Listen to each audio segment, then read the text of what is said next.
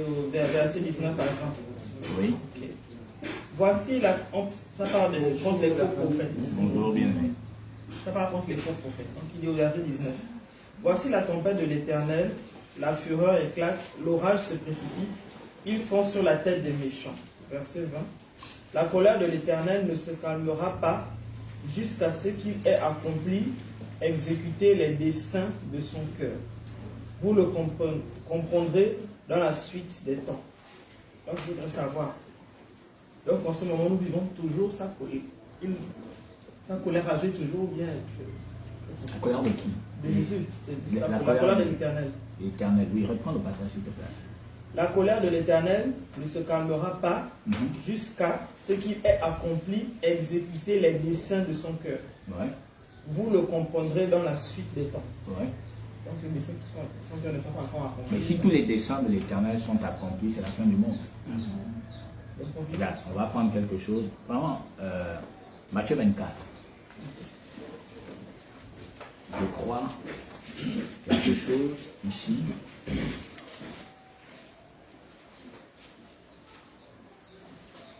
Matthieu 24, la portion 14.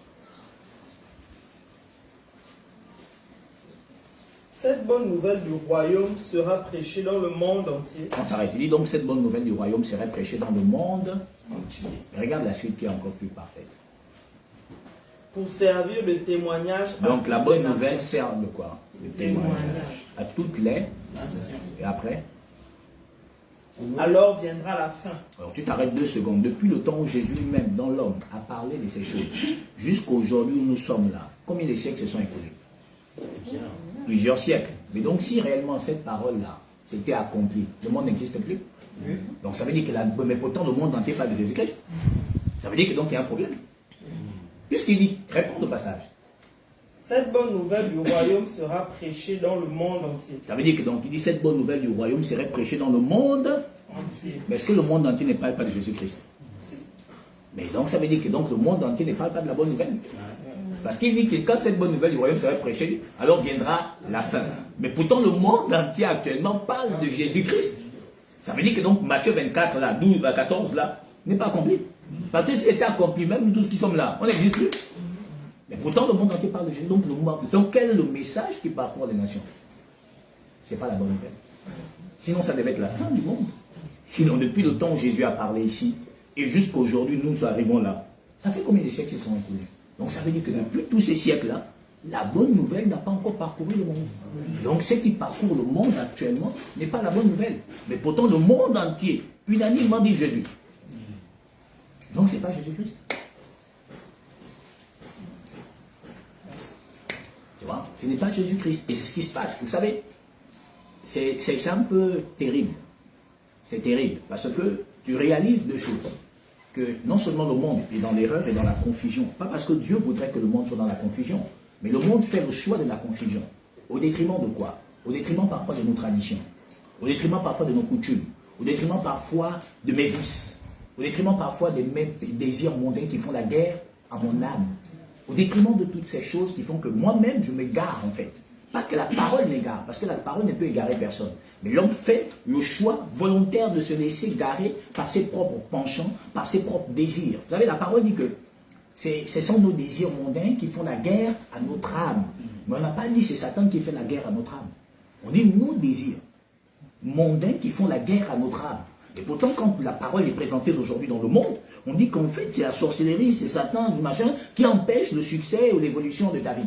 Mais or, en vérité, ce n'est pas la vérité. La vérité dit que ce sont nos propres désirs qui sont à l'origine de l'échec de notre propre existence. Ce sont nos propres désirs, nous-mêmes, qui faisons le choix terrible. Parce qu'on oublie souvent, on parle souvent ça, j'entends les gens parler de la volonté permissive. Mais Dieu, il permet pourquoi? Mais parce que nous-mêmes, on est livrés par nos propres convoitises. On est victime donc de nos désirs, on est victime de nos choix, on est victime de tout. Mais comme Dieu est Dieu, il permet simplement. Jusqu'à ce que tu arrives au chemin qu'il a fixé, maintenant tu dis, oh mon Dieu, qu'ai-je fait? Mais parce que toi-même, au préalable, tu t'es laissé porter par tes propres désirs en fait. D'où Paul dit quelque chose, regardez ici, en 2 Timothée,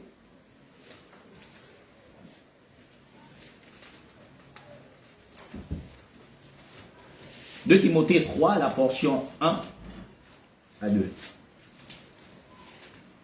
Timothée 3. Oui. Sache que dans les derniers jours, Oui. il y aura des temps difficiles. Bon, ça dit que Dieu n'a pas menti à quelqu'un. Il dit que dans les derniers jours, il y aura des temps Difficiles. Dans quel temps nous sommes? Mais regarde, garde ce passage. Jean frère Joël, tu peux prendre Matthieu 24, 12.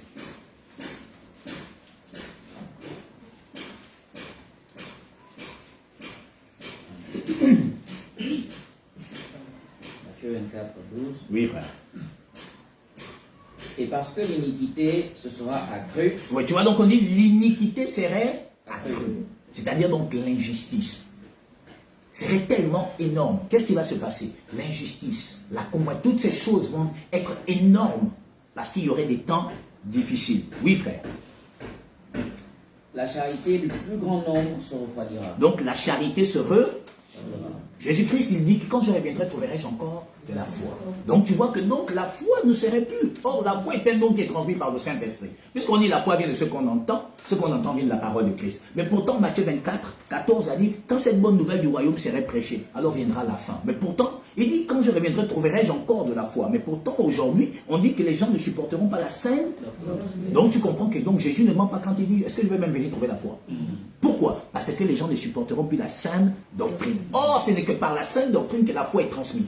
Or, si tu n'écoutes pas la saine doctrine, comment peux-tu avoir la foi? Puisqu'elle vient de ce qu'on entend vient de la parole de Christ. Donc tu vois que donc, le monde va rejeter la foi. Maintenant, si tu rejettes la foi, mais pardon, mais comment ton cœur peut-il avoir la vie ou la paix? Rien. Puisque ce qui est dans notre cœur, c'est la foi qui nous donne l'espérance. Or, si on n'a pas l'espérance, on est pourri, on est fini dans ce monde. Parce que sans espérance, on est fini. Or, le monde refuse l'espérance.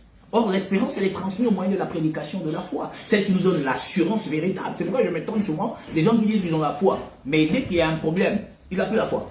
Mais je dis, mais attends, la foi, c'est quoi? C'est une pomme que tu croques, dès que tu as fini de manger, ça te donne encore la faim, parce que le ventre aussi en est demande. Non, mais c'est pas ça la foi. La foi, c'est le socle même du christianisme. Pourquoi? Parce que c'est l'élément qui te rend agréable à Dieu, premièrement. Or, comment pourrais-tu être agréable à Dieu si tu n'as pas reçu sa prédication? Comment pourrais-tu être agréable à l'Éternel si tu n'as pas reçu sa prédication? Du coup, tu ne peux pas être agréable à l'Éternel. Or, c'est ce qui se passe aujourd'hui. Donc, la charité du plus grand nombre s'est refroidie. 1, 2. Et de secondement, on dit que l'iniquité sera accrue.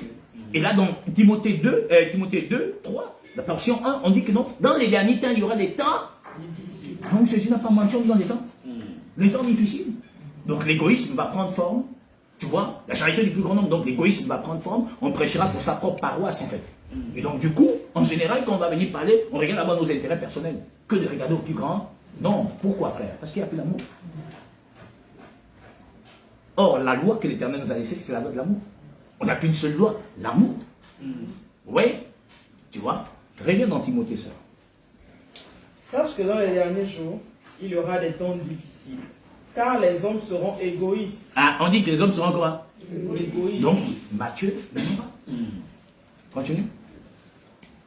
Amis de l'argent. Ils seront quoi?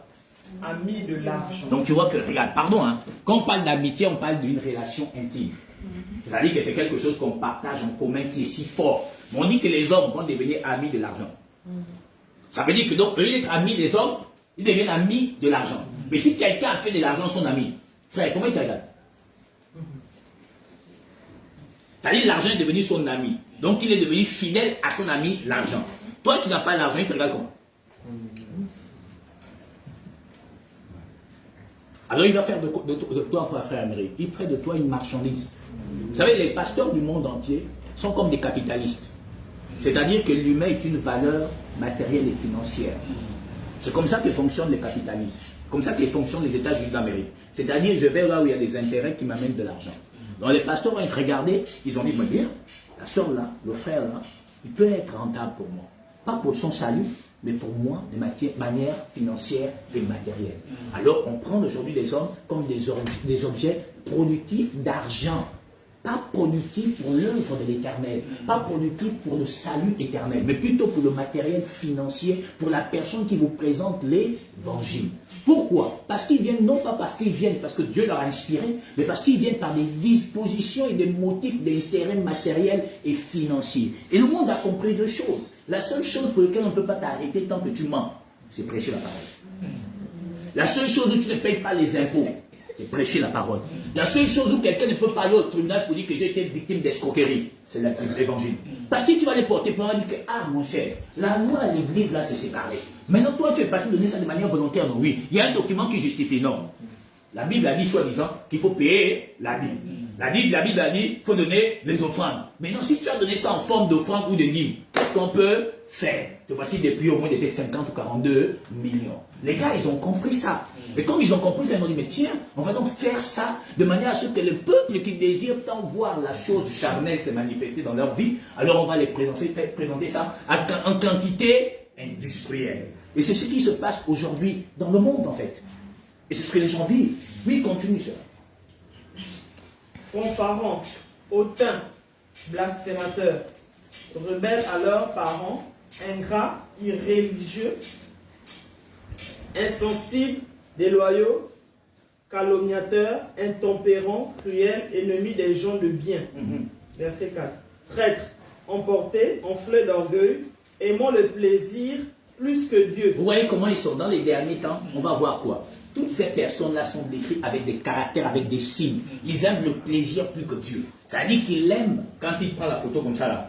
Devant sa voiture, on dit yes. Quand tu vois ça, tu fais ah non, Dieu l'a béni. Oh frère, Dieu l'a béni parce qu'il est assis sur la voiture. Mon Dieu, donc Dieu aussi a béni Elon Musk. Oui, mais lui ne dit pas que c'est Dieu qui l'a béni. Lui va dire que c'est son travail qui a fait ça.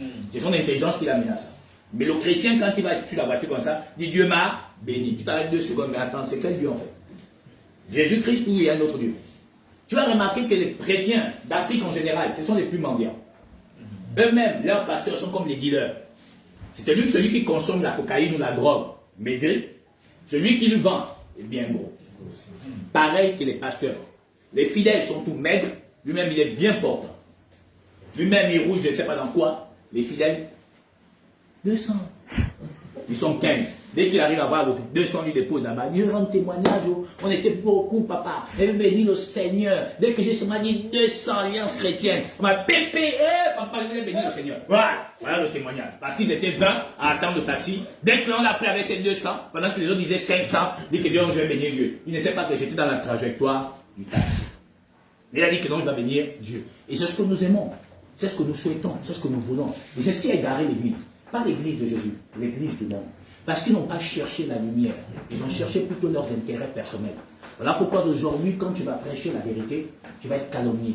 Tu vas être rejeté. Pourquoi? Parce que la vérité, elle n'est pas conforme aux souhaits, aux exigences, aux désirs et chercheurs des gens qui cherchent là, c'est-à-dire l'opulence matérielle et charnelle.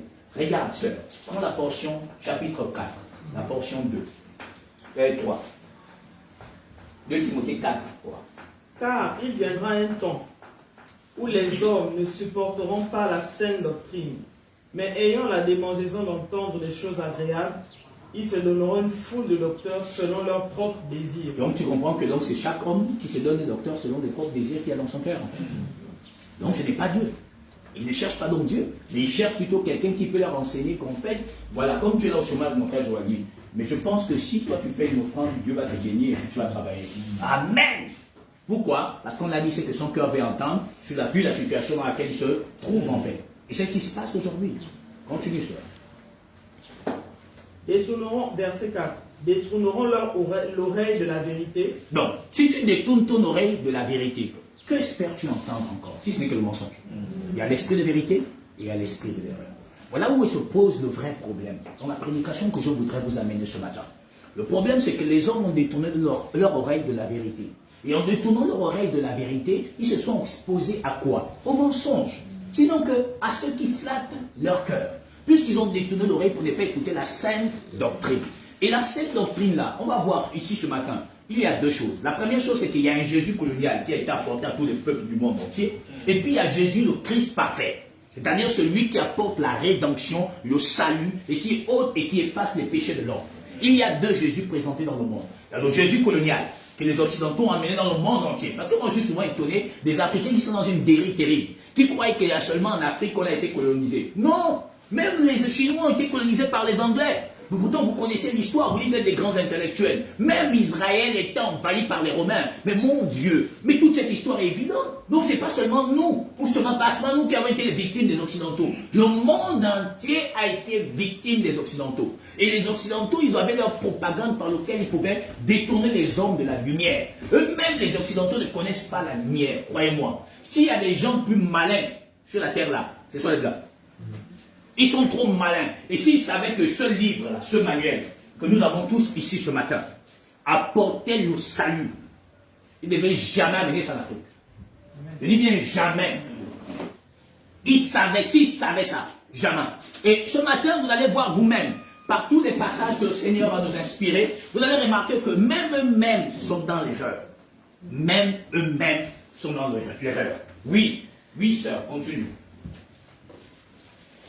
Détourneront l'oreille de la vérité et se tourneront vers les fables. Oui. Mais toi, sois sobre en toutes choses. On dit donc qu'ils vont se détourner vers quoi, sœur? Vers les fables.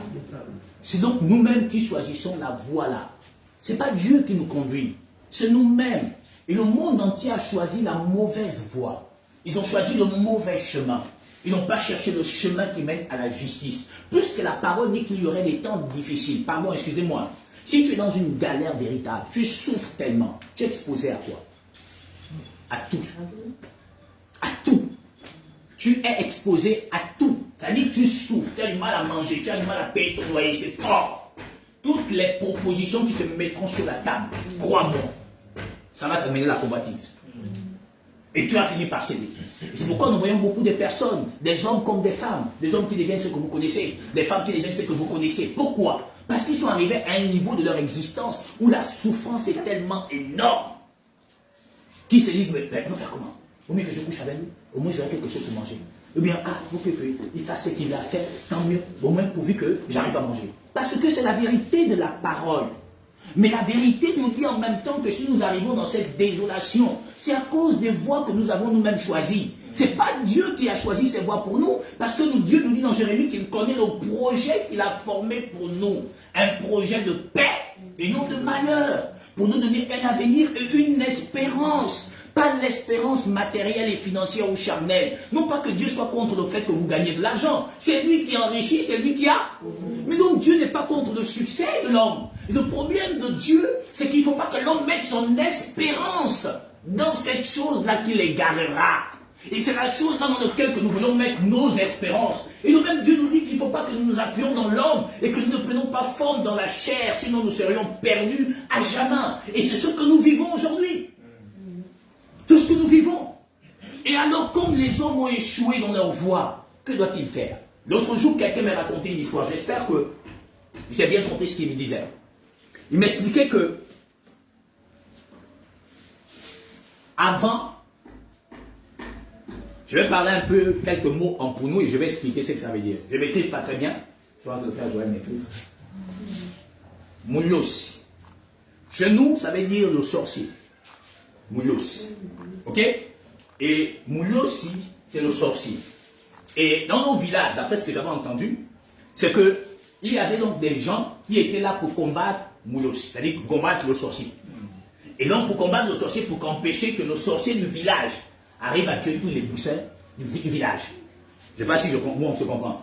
Ok? Donc ces gens-là, donc les gens qu'on appelle Bangam, Ganga, vous savez les guérisseurs là. Donc ils protégeaient, ou du moins, quand tu allais dans l'initiation, c'est pour que tu ailles te battre contre le Moulos. Sauf qu'il y a un problème.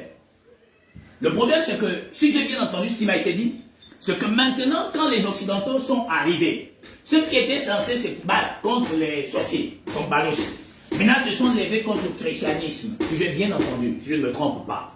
Ben, après, je me pose la question, mais finalement, le combat se trouve où réellement?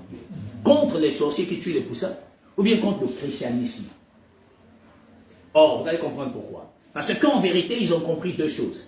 C'est que le christianisme, en arrivant par les Occidentaux, pas le christianisme parfait, mais le christianisme papal, c'est-à-dire l'Église romaine catholique, par le biais d'un pape. Ils ont amené un christianisme colonial. Je vais vous expliquer pourquoi. Alors, ils se sont dit que si ça arrive, et que les peuples d'Afrique s'imprègnent de ça, alors nos traditions nos rituels seront banalisés. Et du coup, ce christianisme-là serait installé. Et donc, en cet instant-là, les gens, nous, on va plus sortir en sorcellerie, on va plus faire des choses comme ça, on va plus initier les gens. C'est ça le vrai combat. Le vrai combat, c'est quoi? C'est la lumière contre les ténèbres. Or, en vérité, vous allez comprendre deux choses. Le gars qui dit qu'il faisait initier les gens, c'est pas comme les sorciers là. En vérité, il ne se battait pas. Mais vous dites pourquoi? Vous savez, quand tu es dans le noir, je vous le dis sincèrement, quand tu es dans le noir, il n'y a que celui qui connaît le noir qui maîtrise le noir. On prend tes cheveux, on prend tes ongles. C'est pas quoi encore on prend. On va carrer ça derrière une grosse bille de coumé jusqu'à quoi un gros arbre. Qu'est-ce que toi tu vois? Rien.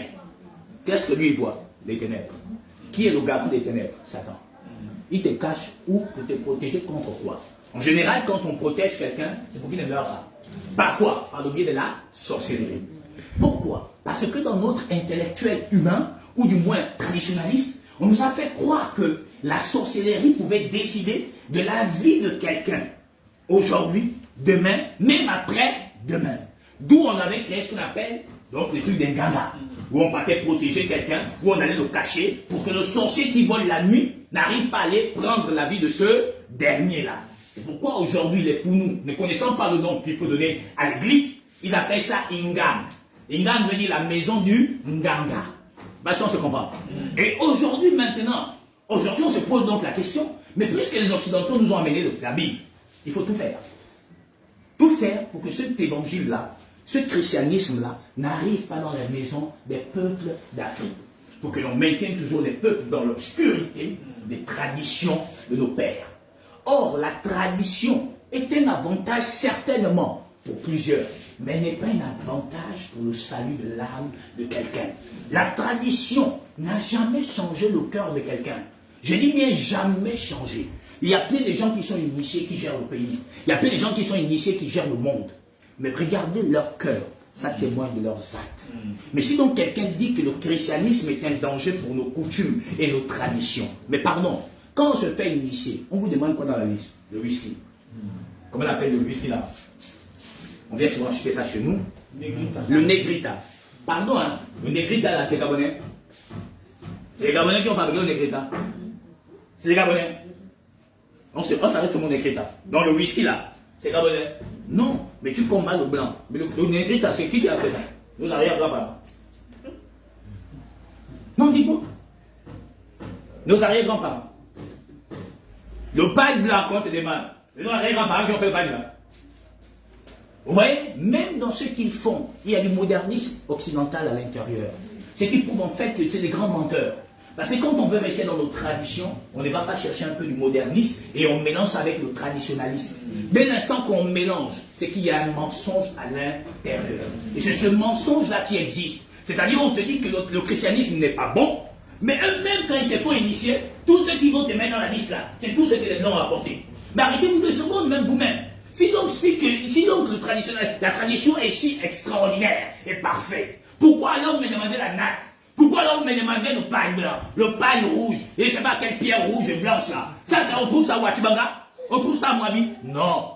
Le whisky que vous demandez aux gens, on trouve ça là-bas? Non. Vous voyez que quelque part, vous voyez que dans ce qu'ils font, ils mélangent avec le modernisme. Et si quelque chose est mélangé avec une autre tradition, c'est un mensonge.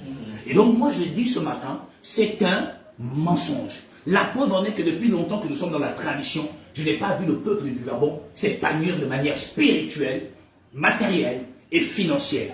Pardon, 2 millions d'habitants, j'ai appris ça quelque part ici. Mais si on est 2 millions d'habitants, mais donc vous croyez qu'il n'y a pas plus de 500 000 personnes initiées? Mais le Gabon a changé? Jamais. Pourquoi? Parce que ce n'est pas la vérité. Il y a donc le mélange occidental et le mélange traditionnaliste. C'est ce qui est là, la vérité elle est là. La même preuve qu'ils disent que les Africains doivent rester dans leur tradition. Mais pardon, excusez-moi 2 secondes. Quand vous allez là-bas, les habits que vous portez là, c'est les habits que les ancêtres ont construits. Dites-moi, est-ce que ce sont les habits qu'ils ont conçus? Vous savez, c'est un faux débat. Et ce débat est un débat mensongère et qui a égaré le monde entier et qui a fait que nous soyons tous égarés. Jésus-Christ n'est pas un obstacle pour la vie des hommes. Maintenant, qu'est-ce qui s'est passé? Les colons, quand ils sont venus, ils ont compris 2 choses. Prends-nous Luc chapitre 2, la portion 34.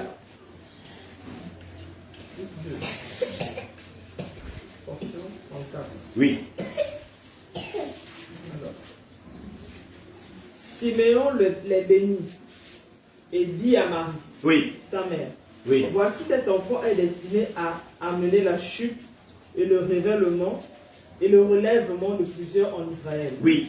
Et à devenir un signe qui provoquera la contradiction. Qu'est-ce qu'il est aujourd'hui? Oui, il est quoi aujourd'hui? Un sujet de contradiction. Est-ce que là, Jésus a menti? Même si les Blancs voulaient nous guider, pardon, avec des attitudes comme ça, arrêtons-nous de se voir. Maintenant, le christianisme colonial, sœur Valérie, c'est le christianisme depuis la nuit des temps, le Gabon est devenu indépendant qui baigne dans le Gabon. Ce christianisme colonial, c'est celui qu'on est venu présenter au Gabon et on a présenté ça partout où ils sont allés. C'est le christianisme d'adoration Ave Maria ou à la Sainte Vierge appelée Marie. Ce n'est pas le christianisme parfait où on demande aux gens d'adorer une femme appelée Marie. Marie n'a jamais sauvé personne sur la terre. Marie n'a jamais, je dis bien jamais sauvé personne sur la terre. Ce christianisme t'a dit que donc il faut faire Ave Maria, n'est-ce pas? Tu étais catholique avant, non, sœur? Elle faisait quoi? C'est le chapelet, non? Voilà, après on disait quoi même? On disait quoi là? J'étais là-bas autrefois, je me souviens plus, ça fait longtemps. Je vous salue Marie, Mère de Dieu. Voilà, prenons ça. Je vous salue Marie, Mère, pleine de grâce. Le Seigneur est avec vous. Vous êtes bénie entre toutes les femmes. Jésus, le fruit de vos entrailles, est béni. Tu t'arrêtes 2 secondes.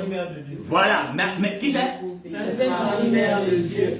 Ils nous ont dit donc Marie était la mère de Dieu. Nous tous, on est rentrés dans ça. Oh, Marie, la mère de Dieu. On s'est bagarré même à l'époque, on était très jeunes. C'est ça la vérité. Mais ce n'est pas Christ.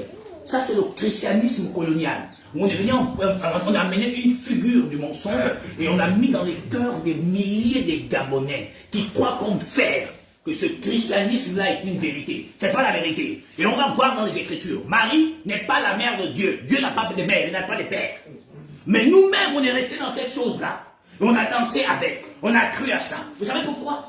Parce que le christianisme romain, papal, inspiré, est devenu propagande mondiale par Constantin. C'est lui qui est l'auteur de toutes les traditions dans lesquelles le monde entier se baigne. Ils ont établi un calendrier, c'est celui-là que nous utilisons. Ils ont mis des références comme nom des saints. Et nous tous là, on a dit Toussaint. Ce n'est pas une vérité. Toussaint est un mensonge établi par l'église romaine. Nous tous, on est rentrés dans ça. On est rentrés dans ça. Oh oui, c'est vrai, le Toussaint. Mais les mêmes gars qui disent que la tradition, on doit s'accaparer, garder ça. C'est les mêmes le 1er novembre qui vont négocier les tombes de gars.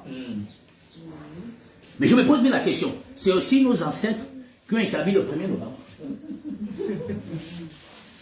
Mais pourtant, c'est les catholiques qui ont établi le 1er novembre. Mais pourtant, nous voici le 1er novembre en cours. On s'arrête donc 2 secondes. Mais à la fois, vous dites c'est mauvais.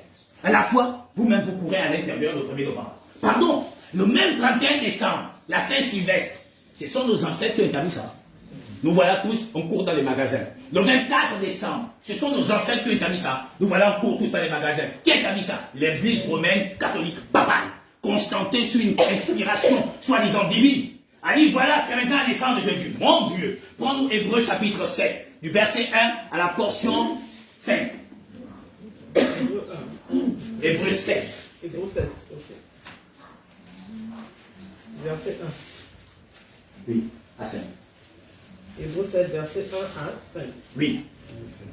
En effet, ce Melchisédek, roi de Salem, sacrificateur du Dieu très haut, on dit le sacrificateur du Dieu très haut, oui, sœur, qui alla au-devant d'Abraham, lorsqu'il revenait de la défaite des rois, qui le bénit, et à qui Abraham donna la dîme de tout. Abraham a donné la dîme de tout, mais pourtant Abraham n'a pas donné la dîme de sa poche. Abraham, c'est tout ce qu'il a pris pendant la guerre qu'il a donné à Melchisédek. Aujourd'hui, on dit aux gens, donnez la dîme. Quand on dit ça, on dit on est contre le monde. Mon Dieu. Oui, ça continue. Qui est d'abord roi de justice. Il est d'abord roi de justice, oui. D'après la signification de son nom. Oui. Ensuite, roi de Salem. Après, suite, roi de Salem qui veut dire roi de paix. Oui, sœur. Qui est son père? Il est quoi? Son père. Frère, on dit il est sans. Sans mère. Il est sans. Mais pourtant, quand les colons vous ont dit Marie est la mère de Dieu, vous tous vous êtes inclinés. Oui, sœur, continue. Sans généalogie. Donc, il n'a pas une descendance qu'on pourra se référer en disant que bon, il est le descendant des Nzamba. Continue, sœur.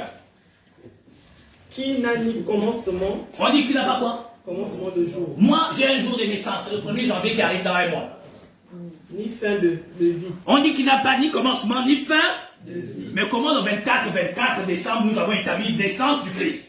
Nous tous, on est rentrés dans ça. Le monde rentre dans ça. Le Gabon, en majorité, en plein.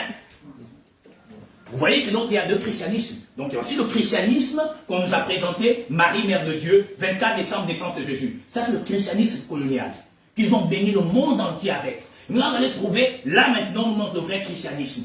Le vrai christianisme nous dit, il n'a ni père, ni mère. Il n'a ni commencement, ni fin de vie. Oui, sœur. Qui est-il? Mais qui est rendu semblable au Fils de Dieu. Donc il est rendu semblable à qui? Au Fils. Donc il est rendu semblable au Fils de Dieu. Donc est-ce que c'est ce christianisme que les Blancs ont apporté? Non.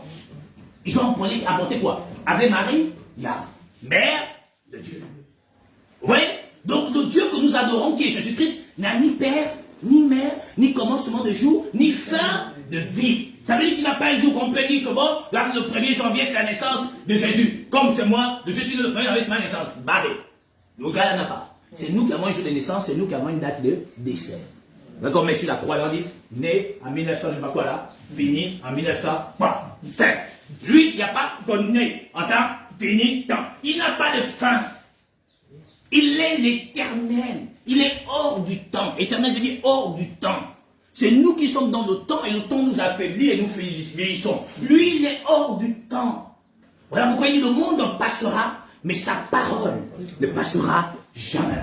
Donc ce n'est pas le christianisme que les colons nous ont présenté. Ils nous ont présenté un Jésus mensonge par lequel ils nous ont fait croire que Dieu est amour. Donc si tu me dis, je te donne la Bible, la parole de Dieu, tu dois me donner le pétrole qui est caché en bas là. Non, c'est pas Jésus. Ça c'était la ruse des Occidentaux pour abrutir les peuples du monde entier. Et maintenant tous ceux qui sont en colère contre la lumière arrivant dans une nation se sont levés et mis ont des barrières en disant ça c'est pas le christianisme, c'est pas comme ça. Non, vous êtes dans l'erreur parce que vous-même messieurs, vous êtes encore dans les ténèbres. La tradition ne protège pas de la vie.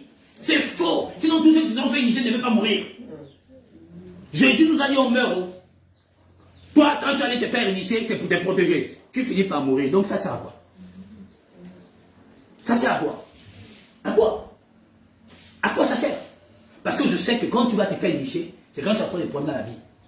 Plein sont morts sur les nattes d'initiation là. Beaucoup, il est sorti d'initiation, il n'a même pas vu ce que soi-disant les génies ont promis. Il est mort. D'autres sont devenus malades, oui, des fous. Oui.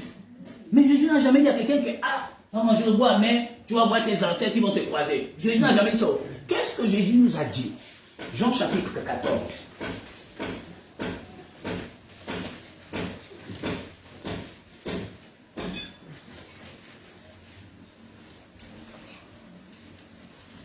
La portion 17. L'esprit de vérité que le monde ne peut recevoir. Donc, ça veut dire que donc il y a un esprit que le monde ne peut Recevoir.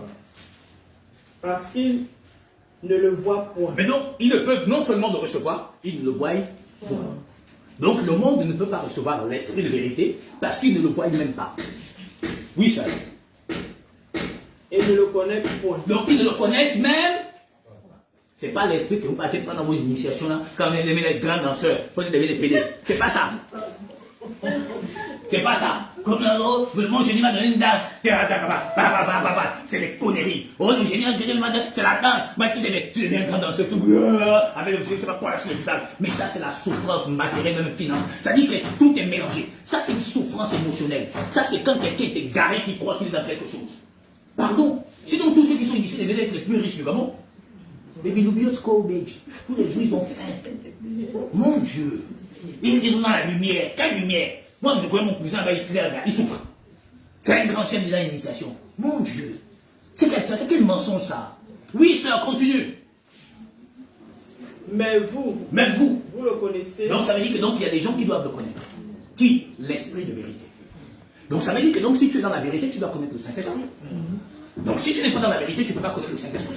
Mais si donc tu es dans la vérité et que tu connais le Saint-Esprit, que a dit le Saint-Esprit? Matthieu, prends-nous Jean 16, frère, la portion 13.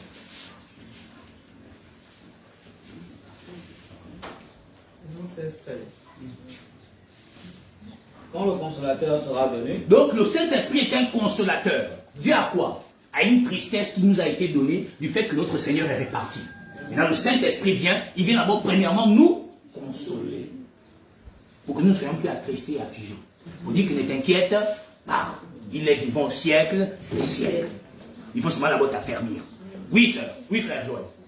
l'Esprit de vérité, il vous conduira dans toute la vérité. Ça veut dire que donc avant la venue de Jésus-Christ, et qu'il soit glorifié et ressuscité, il n'y avait pas de vérité dans le monde. Donc, pardon, la tradition n'est pas une vérité. Ave Maria n'est pas une vérité.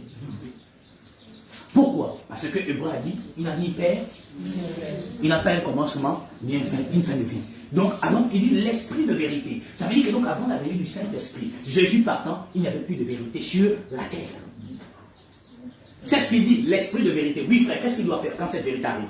Car il ne parlera pas de lui-même. Donc, premièrement, le Saint-Esprit ne parle pas de lui, mais pourtant on chante pour le Saint-Esprit. J'ai vu l'autre jour quelqu'un, qui soit disant prophète, il est allé en France, il a dit la nuit du Saint-Esprit. Je ne savais pas qu'on pouvait chanter pour lui. Et pourtant, aujourd'hui, nous tous, les gens chantent Saint-Esprit, viens, tu es l'Esprit de Dieu, descends sur nous. Mon Dieu, tu le programmes même. Je ne savais pas qu'on pouvait programmer. Les apôtres, ils ont entendu 50 jours avant que le Saint-Esprit ne descende. 50 jours. On appelle Pentecôte. 50 jours. Pentecôte, c'est 50 jours. Mais vous, donc là, la nuit du Saint-Esprit, mettez-vous en blanc. En cours, on est en blanc. Vous dites, ouais, ça c'est le vrai Saint-Esprit. Oui, sœur. Oui, frère Joël. Et il dira tout ce qu'il aura entendu. Donc il ne parle même pas de lui, il parle de tout ce qu'il a entendu. Et il vous annoncera les choses à venir. Il nous annoncera les choses à venir. Donc le Saint-Esprit ne parle de personne d'autre, si ce n'est que de l'Éternel des armées. Mais il dit l'Esprit de vérité que le monde ne peut recevoir et ne connaît pas. Ça veut dire que le monde a un problème. Ils ne connaissent pas le Saint-Esprit. Parce que s'ils connaissaient le Saint-Esprit, ils diront la vérité du Saint-Esprit. En toutefois, même pas nous, c'est le Saint-Esprit qui dit la vérité qu'il a été demandé de donner au monde entier, afin de paître les hommes dans la justice, dans la justification et dans la sanctification. Donc le monde ne connaît pas le Saint-Esprit. Parce que si on connaissait le Saint-Esprit, on ne dirait pas aux gens, reçois, pas la langue. Ça, c'est pas la vérité de l'Esprit. Parce que quand le Saint-Esprit est descendu, la manifestation première de la langue fut une langue intelligible. Où les milliers de personnes qui étaient là dans Actes leur entendaient tous dans leur langue maternelle. Donc si donc on doit dire aux gens que reçoit le Saint-Esprit, ça doit être une langue intelligible. Parce que quand le Saint-Esprit est descendu, la première manifestation était de parler en langue. Pas la langue des fous, mais une langue intelligible, où chacun pouvait se référencier pour dire que là il parle en mandarin, donc moi je suis mandarin, je suis chinois, j'entends ce qu'il dit. Là il parle en pounou, j'entends ce qu'il dit. En mienné, en kota, en teke, oui, là, oui. Oh oui, ça c'est l'autre, il connaît. C'est ce qu'il a fait. Plus tard on a dit non, c'est pas la vérité de Dieu, c'est maintenant, un dit baba, c'est un muet. Mais il dit pas de quoi, personne ne croit ce que tu dis. Vous voyez, ils ont la parole te dit non. Si tu n'es pas même d'avoir le don d'interprétation, parle même doucement. Parce que personne ne croit ce que tu dis. Parce que la parole de Dieu a un but, édification. Amen. La prophétie a un but, édification. Si donc la prophétie ne peut plus faire l'objet d'une édification, c'est qu'il y a un problème. Oh, on a dit que non, moi je suis un prophète voyant. Oh frère, mais prophète veut dire prophète voyant, c'est ce que était autrefois. Ce que nous appelle voyant là. C'était ce qui était autrefois les prophètes. C'est la même chose. C'est la même chose. Jésus a dit dans Jean 14, dit, vous ferez des plus grandes choses que moi. Voici tout le monde dit que nous on a fait des miracles. Jésus dit, non, vous êtes dans l'erreur. Parce que moi j'ai bien dit que les choses doivent s'accomplir telles que cela a été annoncé. Quand? Mais il dit que non, il fallait que s'accomplisse tout ce qui est écrit de moi dans la loi de Moïse, dans les psaumes et dans les prophètes. Mais mon Dieu, Élie, c'est Christ. Élisée, c'est les apôtres. Élisée a fait des plus grands miracles que Élie. C'est court. Donc les apôtres ont fait des plus grandes choses que nous. Nous sommes au début de la nuit, à la fin de la nuit et au lever du jour. Donc le jour est en train de s'élever entre nous. Quand il est 4 heures, on est où, frère? Souvent j'entends les gens dire que c'est là où le sommeil est même bon. Ou bien, bon, quand toi tu es en train de dormir, tu fais des miracles. On n'a plus quoi? On dort, c'est l'image des 10 vierges. Les 10 se sont assoupis. Mais pour nous, mais je dis, il faut que s'accomplisse. Les évangiles, c'est l'ombre des biens à venir, et non l'exacte représentation des choses. Les 4 évangiles, donc on peut dire 4 évangiles, c'est un évangile avec 4 auteurs. Mais en vérité, c'est l'ombre des biens à venir, et non l'exacte représentation des choses. Ce n'est pas le Nouveau Testament. Ils écrivent le Nouveau Testament après Malachie. Non, messieurs, stop. C'est toujours l'ombre des biens à venir et non l'exacte représentation. C'est le récit de Jésus-Christ sous la loi. Il n'y a pas la vérité là-dedans. La vérité commence dans Actes chapitre 2. Là où Saint-Esprit est descendu, la promesse au patriarche Abraham s'accomplit. Et là donc Christ maintenant est descendu par le Saint-Esprit dans l'église parfaite. Et les apôtres maintenant vont bâtir l'église du Dieu vivant pour conduire les hommes dans l'évidence parfaite. Et on sait dans cette affaire de Malachie 4.6, il dit que l'on ramènera le cœur des pères aux enfants et le cœur des enfants aux pères. Mais Jésus-Christ dit quand je reviendrai, trouverai-je encore de la foi. Nous sommes au temps où la foi doit être restaurée. Donc qui, par le Saint-Esprit, ramener donc les enfants à la foi apostolique. C'est là où nous sommes dans ce temps. La nuit est avancée. Mais comment la nuit est avancée? Donc tu es où? Tu es en train de te balader dans les bons vies? Non, tu es au sommeil. Donc l'église ne peut pas faire les miracles charnels. Je me pose contre ça, c'est un mensonge. Avoir le Saint-Esprit ne sous-entend pas que tu dois reciter les intimes ou les morts, pas quoi. Non, c'est faux. Parce qu'il dit dans Apocalypse 3, parce que tu as peu de puissance, mais que tu as gardé la parole de la paix. Mais c'est ce que Jésus a démontré, parce qu'il est le Christ et l'église parfaite. Quand il est sur le chemin de la rédemption, il ne fait aucun miracle. La seule chose qui le rend fort, c'est la parole de la persévérance. Donc l'église est à l'image de qui? Mais de Christ. Voilà pourquoi dans la politique? Parce que tu as peu de puissance, mais que tu as gardé la parole de la persévérance. Je te donnerai, garderai à l'heure de la tentation qui va venir dans le monde. Mais Matthieu 24 dit que si c'était bon possible, les élus seront séduits. Et pourtant dans Matthieu 24, il donne le signe des antéchrists. Ils feront des signes, des prodiges et des miracles. Matthieu 7, 22, il dit je ne vous connais pas. Il dit on a prophétisé, on a chassé des démons, on a fait les miracles, je ne vous connais. Pourquoi? Il dit vous commettez l'iniquité. Et donc on se pose donc la question finalement. Tous ceux qui font les miracles, ils viennent de qui? On est en train de dormir. Qui travaille? Même vous-même. On est tous en train de dormir. Nous tous, on est le sommeil des 4 là. Oh mon frère, tu ne peux pas. À 5 heures, quand il y a le vent là, tu n'as même pas envie d'aller à l'école, nous, au travail. Le sommeil est bon. Et on est en train de dormir le sommeil là. Il y en a qui travaillent. Qui travaille? Nous sommes au temps le lever du jour et la nuit temps est avancée. Qui travaille? Personne. Mais pourtant, aujourd'hui, on nous dit que non, on doit faire des miracles. Quel miracle? Mais le miracle, c'est d'abord la conversion de l'âme. On a pris quoi? On a pris la parole de Jésus, on l'a falsifié, on a maquillé ça comme un plat sur un bras cassé. On fait croire à quelqu'un que non, ton bras est bon. Comme tu as le plat là, c'est bon, faire aller. Non, mais le bras est cassé à l'intérieur. Le bras est cassé à l'intérieur. Donc vous voyez que donc, le christianisme colonial n'a pas apporté la justice aux hommes. Ça n'a apporté que le mensonge. Avec des traditions par lesquelles nous sommes maintenant tous habitateurs de ça. C'est-à-dire que quand on marche, oh mon Dieu, les cadeaux, c'est devenu une coutume pour nous. Oh, la Toussaint, on a des frères, tombe de ma mère, oh. C'est devenu une coutume pour nous. La Pâque, oh, entre la Pâque, le 1er avril, le 14 avril, c'est pas quelque chose comme ça, on le dit avril. On la Pâque, oh, même les églises de réveil qui disent avoir la vérité, eux-mêmes ils font la Pâque là. Mais pourtant, dans des Exode 12, on dit quoi? Le premier mois de l'année. Mais avril, c'est le 4e mois de l'année. Mais tu parles de ce que tu mais quel là-dedans, les gars, regarde le manuel de la vie, regarde le manuel. Mais nous tous, la Pâque du Seigneur. Jésus dit non, c'est dans l'erreur. On dit la Pâque, c'est le premier mois de l'année. Si on doit se référencer même à l'ombre des choses, on dit le premier mois de l'année. Mais avril, ça fait 4. C'est-à-dire que ça va compter. Vous voyez? Mais nous tous, tu sais pourquoi ils célèbrent ça? En même, c'est-à-dire même figure que leur mère catholique, la mère des impudiques. Elle fête en avril, les églises de réveil aussi, ils sont en fait dedans. Mais ils ont dit qu'ils ont reçu le Saint-Esprit. Voilà les gens qui ont choisi la lacère de la chaussure. Ils croient qu'avec la lacère, tu peux te balader avec le livre prophétique. Vous voyez le bouton de livre prophétique, comment ça chauffe? Ils disent, non, le jour du Saint-Esprit, il a les lacères. Mais où est les chaussures? Dieu seul sait où ça se trouve. Hein? Ils ont donc choisi la lacère. Mais les chaussures n'est pas bien non pour faire la lacère. C'est ce qui se passe aujourd'hui. Vous voyez? Et donc il y a deux christianismes. Le christianisme papal et babylonien, pentecôtiste, et le christianisme Christos-Santos. C'est-à-dire celle qui est conduite par le Saint-Esprit, qui révèle aux hommes l'évidence du péché d'abord, premièrement. Aujourd'hui, on dit que non, le problème de ta vie, c'est les sorciers qui t'ont bloqué, on a bloqué ton ventre, comme ça on empêche ton ventre d'avancer. Je dis qu'il y a un serpent qui est à l'intérieur qui mange tes enfants. Mon frère, tu vois le serpent qui est dans le ventre, oui, qui mange mes enfants, mais il ne mange pas moi-même les intestins qui sont à l'intérieur. Non, c'est seulement les enfants. C'est seulement les enfants. Dès que tu enseignes tes enfants, tu vas. Il avale. Mais les intestins qui sont à l'intérieur, pardon, mais c'est ça le monde, non, qui donne la santé. C'est dans les intestins, non?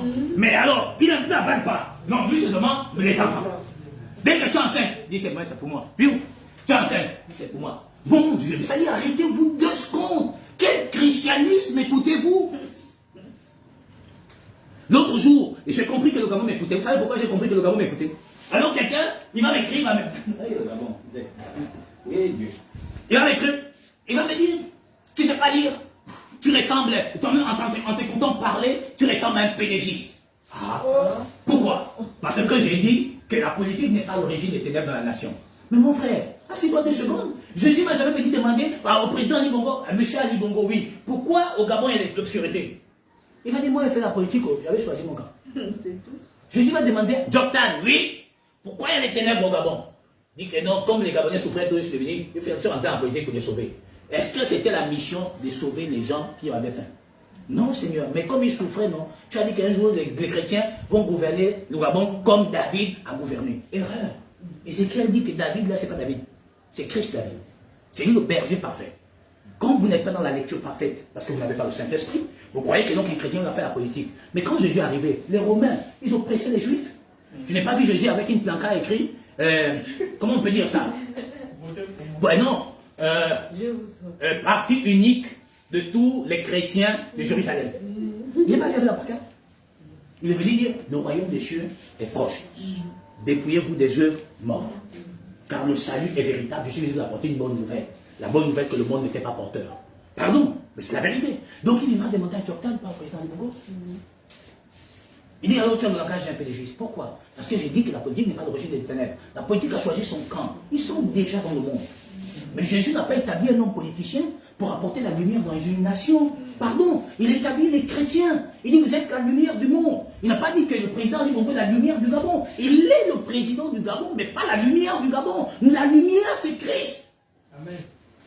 Il dit, vous êtes la lumière. Mais comment donc toi, tu es censé être la lumière? C'est même toi qui éclaire les nations. Mais pardon, depuis les années 90 jusqu'à aujourd'hui, le Gabon n'a jamais connu de réveil. À part que le Gabon a connu un vrai réveil, à coup d'argent, matériel et financier, parce que tous ces pasteurs se sont enrichis. Il dit, non, non, toi, tu as le langage d'Ali Bongo. J'ai dit, mais c'est bon. Je suis un blasphémateur, mais j'ai dit, alors que Dieu soit béni. Si la véracité de Dieu fait que tu me traites de blasphémateur et est éclaté, alors que le nom de Jésus-Christ s'a glorifié. Et c'est là que j'ai compris que donc le Gabon m'écoute. C'est ça que je me laisse, moi, qui m'écoute. Et donc on m'écoute. Oui, sœur, revenons 2 pas en arrière. Oui, on était au bien des frères. Jean 16, 13. Jean 16, 13. Il me glorifiera parce qu'il prendra de ce qui est à moi et vous l'annoncera. Tout ce que le Père a est à moi. C'est pourquoi j'ai dit qu'il prend ce qui est à moi et qu'il vous l'annoncera. Oui, frère. Encore un peu de temps. Encore un peu de temps. Et vous ne me verrez plus. Et plus, oui.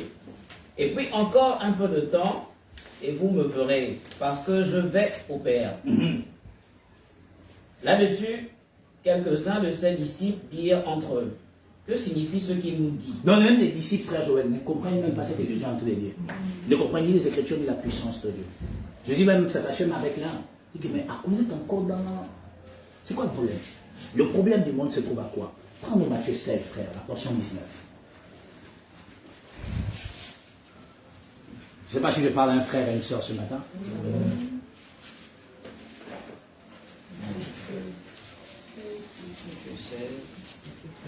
19. Je te donnerai les clés du royaume. Oui, remonte un peu plus haut, frère. Et moi je te dis, Oui. tu es Pierre. Donc les catholiques sont venus avec le christianisme colonial. Ils ont dit que donc Pierre est le premier pape au monde. Mais ce qu'ils ont oublié, frère, c'est que Pierre là, était même marié. Parce que Jésus a guéri la belle-mère de Pierre. Et donc comment Pierre est le premier pape alors que les papes n'ont pas de femmes et d'enfants? Et pourtant c'est ce que nous voyons aujourd'hui. Pourquoi? Parce qu'ils ont simplement vu que Jésus a dit, tu es Pierre et sur cette pierre je bâtirai mon église. Remonte plus haut pour qu'on comprenne pourquoi il lui a dit tu es Pierre. Verset 16. Jésus étant arrivé dans le territoire de Césarée de Philippe, Oui. demanda à ses disciples, qui dit-on que je suis? Donc il pose la question à ses disciples, frère Joël, qui disent les gens à mon sujet? Oui, frère. Moi, le Fils de l'homme. Ils répondirent, les uns disent que tu es Jean-Baptiste. Donc on dit qu'il est Jean-Baptiste. Les autres, Élie. Les gars disent, mais tu es Élie. Les autres, Jérémie. Les autres, Jérémie. Ou l'un des prophètes. Et lui, ou l'un des prophètes. Et vous, leur dit-il, qui dites-vous que je suis? Donc il pose là la question aux apôtres. Vous là, vous dites que je suis qui? Les apôtres vont le répondre. Simon Pierre répondit, Oui, frère. tu es le Christ. Il dit donc Pierre répond, tu es le Christ. Oui. le Fils du Dieu vivant. Il dit le Fils du Dieu vivant. Oui, frère. Jésus reprenant la parole, C'est là la partie encore plus intéressante. Là, Jésus va reprendre la parole à la suite de ce que Pierre a dit. C'est-à-dire, Jésus a dit, mais que disent les gens à mon sujet? Et puis, vous, que dites-vous que je suis? Maintenant, Pierre va répondre. À la suite de la réponse de Pierre, Jésus va répondre Pierre en l'édifiant en profondeur. Mais Pierre ne va pas comprendre ce que Jésus va dire. Oui, comme les catholiques romains n'ont pas compris ce que Jésus a dit. Oui, frère. Comme aussi les églises pentecôtistes qui construisent les églises tous les matins.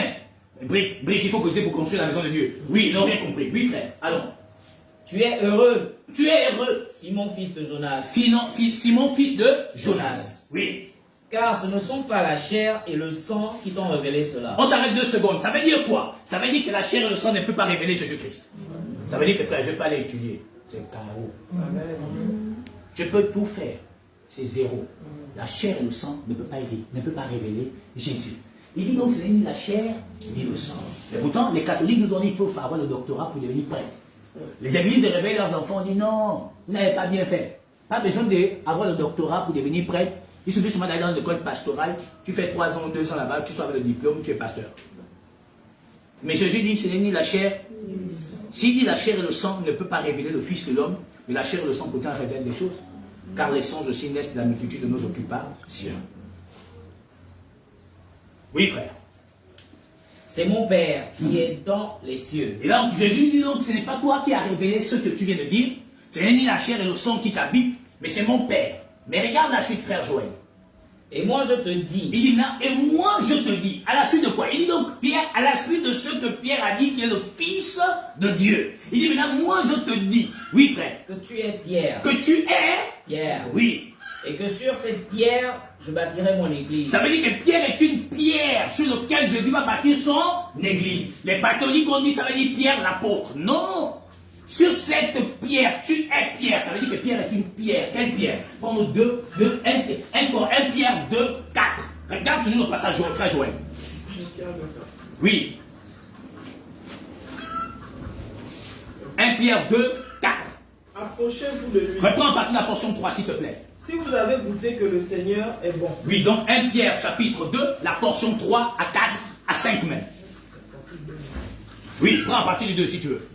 Désirez comme des enfants nouveau-nés, de lait spirituel et pur, afin que par lui vous passiez pour le salut, si vous avez goûté que le Seigneur est bon. Donc il faut qu'on goûte qu'il est bon.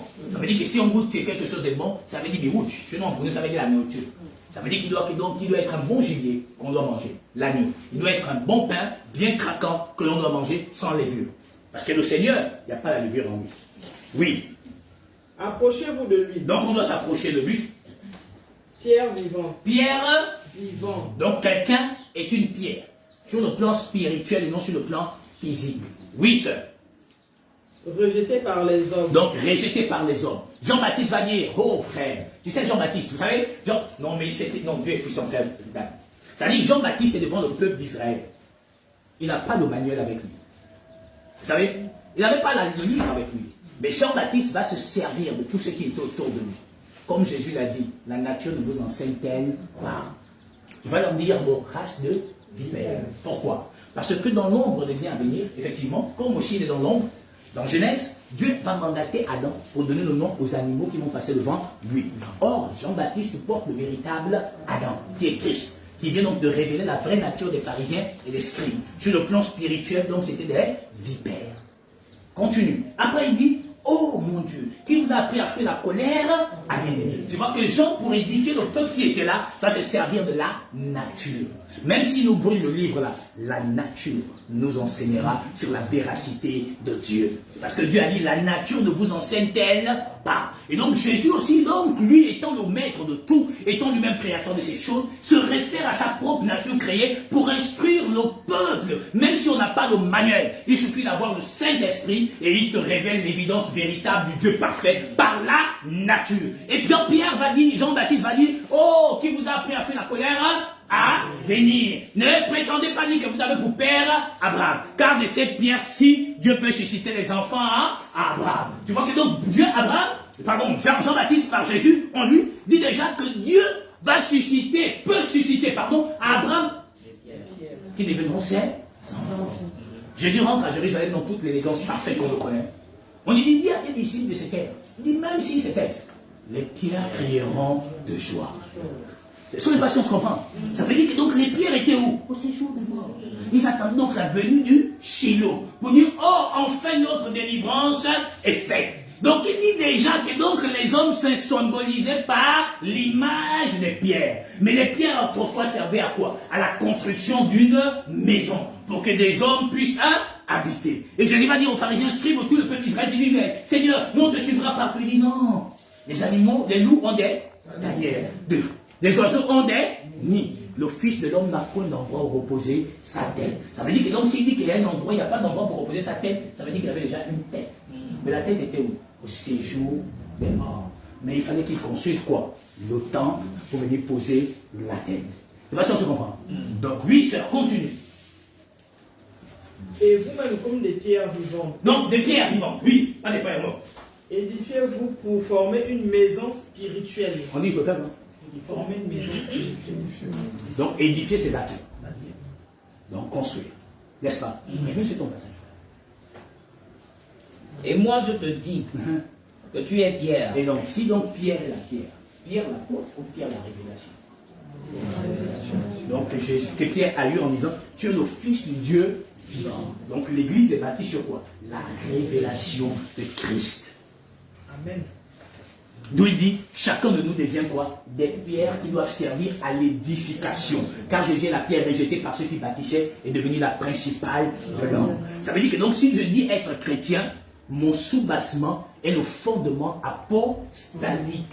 Ça veut dire que donc je dois être dans ce que les apôtres ont enseigné sous l'inspiration du Saint-Esprit. Le même Paul, plus tard, en lisant les Écritures, frère, il va dire qu'Israël a été baptisé pendant qu'il traversait la mer. Mais qui lui a dit ça? Parce que l'esprit qui est en lui, c'était l'esprit qui conduisait Israël. Il va lui révéler, c'est en fait quand ils traversaient la mer ouverte, qu'ils se sont baptisés.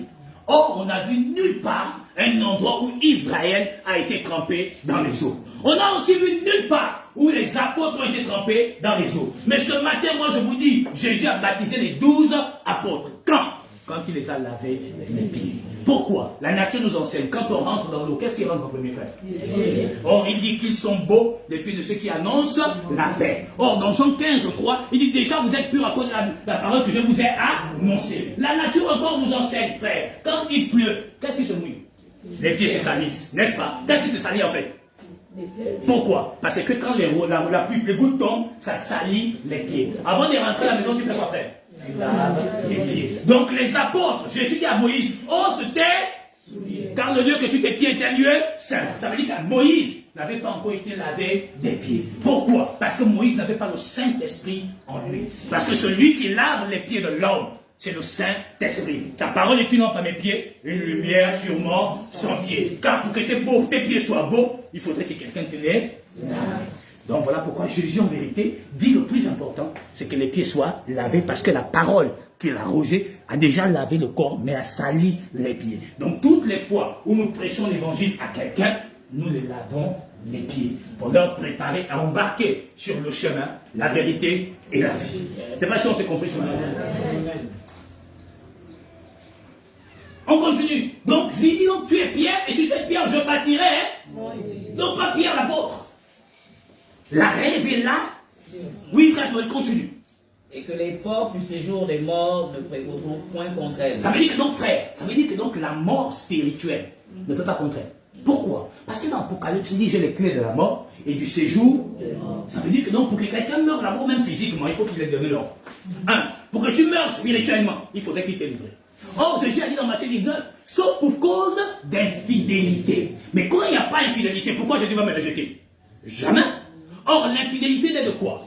De la transgression de l'ordonnance de Dieu. Moi, je n'ai pas commis l'ordonnance de transgression. Si, frère, quand? Moi, non, j'ai dit la femme n'a pas le droit d'enseigner parce que Jésus a dit ça. Moi, donc, je n'ai jamais laissé une femme prêcher. Donc, je ne suis pas dans la transgression. Or, les pasteurs du monde ont dit, les femmes peuvent prêcher. Jésus a dit, non, c'est une erreur. Car il a dit, tu ne porteras pas des pantalons d'homme. L'homme ne portera pas des habits de femme. Mais vous avez fait ça? Or, la parole nous dit, la loi a dit, la femme, ses désirs sont portés vers son mari. Aujourd'hui, maintenant, c'est le désir de l'homme qu'ils ont porté vers sa femme. Ça s'arrête 2 secondes. Jésus, tu es vrai ou tu le prends? Non, c'est les hommes qui le prennent. Amen. Donc voilà ce qui égare le monde. Ce n'est pas Jésus-Christ, ce n'est pas le christianisme Christos-Santos qui nous égare. C'est le christianisme papal et le christianisme babylonien pentecôtiste. C'est-à-dire ce qu'on appelle les assemblées de réveil du monde entier qui égare le monde entier. Oui frère, reviens ensuite au passage. Et moi je te dis que tu es Pierre. Et je te dis que tu es Pierre. Et que sur cette pierre, Et que sur cette révélation, je bâtirai mon église. donc l'église est bâtie sur la révélation de Christ. Et non sur la révélation du Saint-Esprit. Le Saint-Esprit est le conducteur pour éclairer les hommes dans cette vérité. Frère Joël. Et que les portes du séjour des morts ne prévaudront point contre elle. Ça veut dire que moi, là où je suis là debout, comme vous tous présents ici, ceux qui sont en direct, ceux qui regarderont après, si je suis dans la vraie conversion, frère Joël, frère Dan, frère Christ, frère Sylvain, Emery, les frères, personne ne peut me tuer spirituellement. Parce que ce n'est plus moi qui vis. Ça veut dire que donc il peut venir même la nuit. Il dit non, je veux te trembler. Ne t'inquiète pas, il ne peut rien faire. En fait, il t'intimide pour te faire peur, pour que la chair réagisse. Et comme on est des grands peureux charnels, voilà. Non, au nom de Jésus-Christ, il part devant. Hein. Voilà.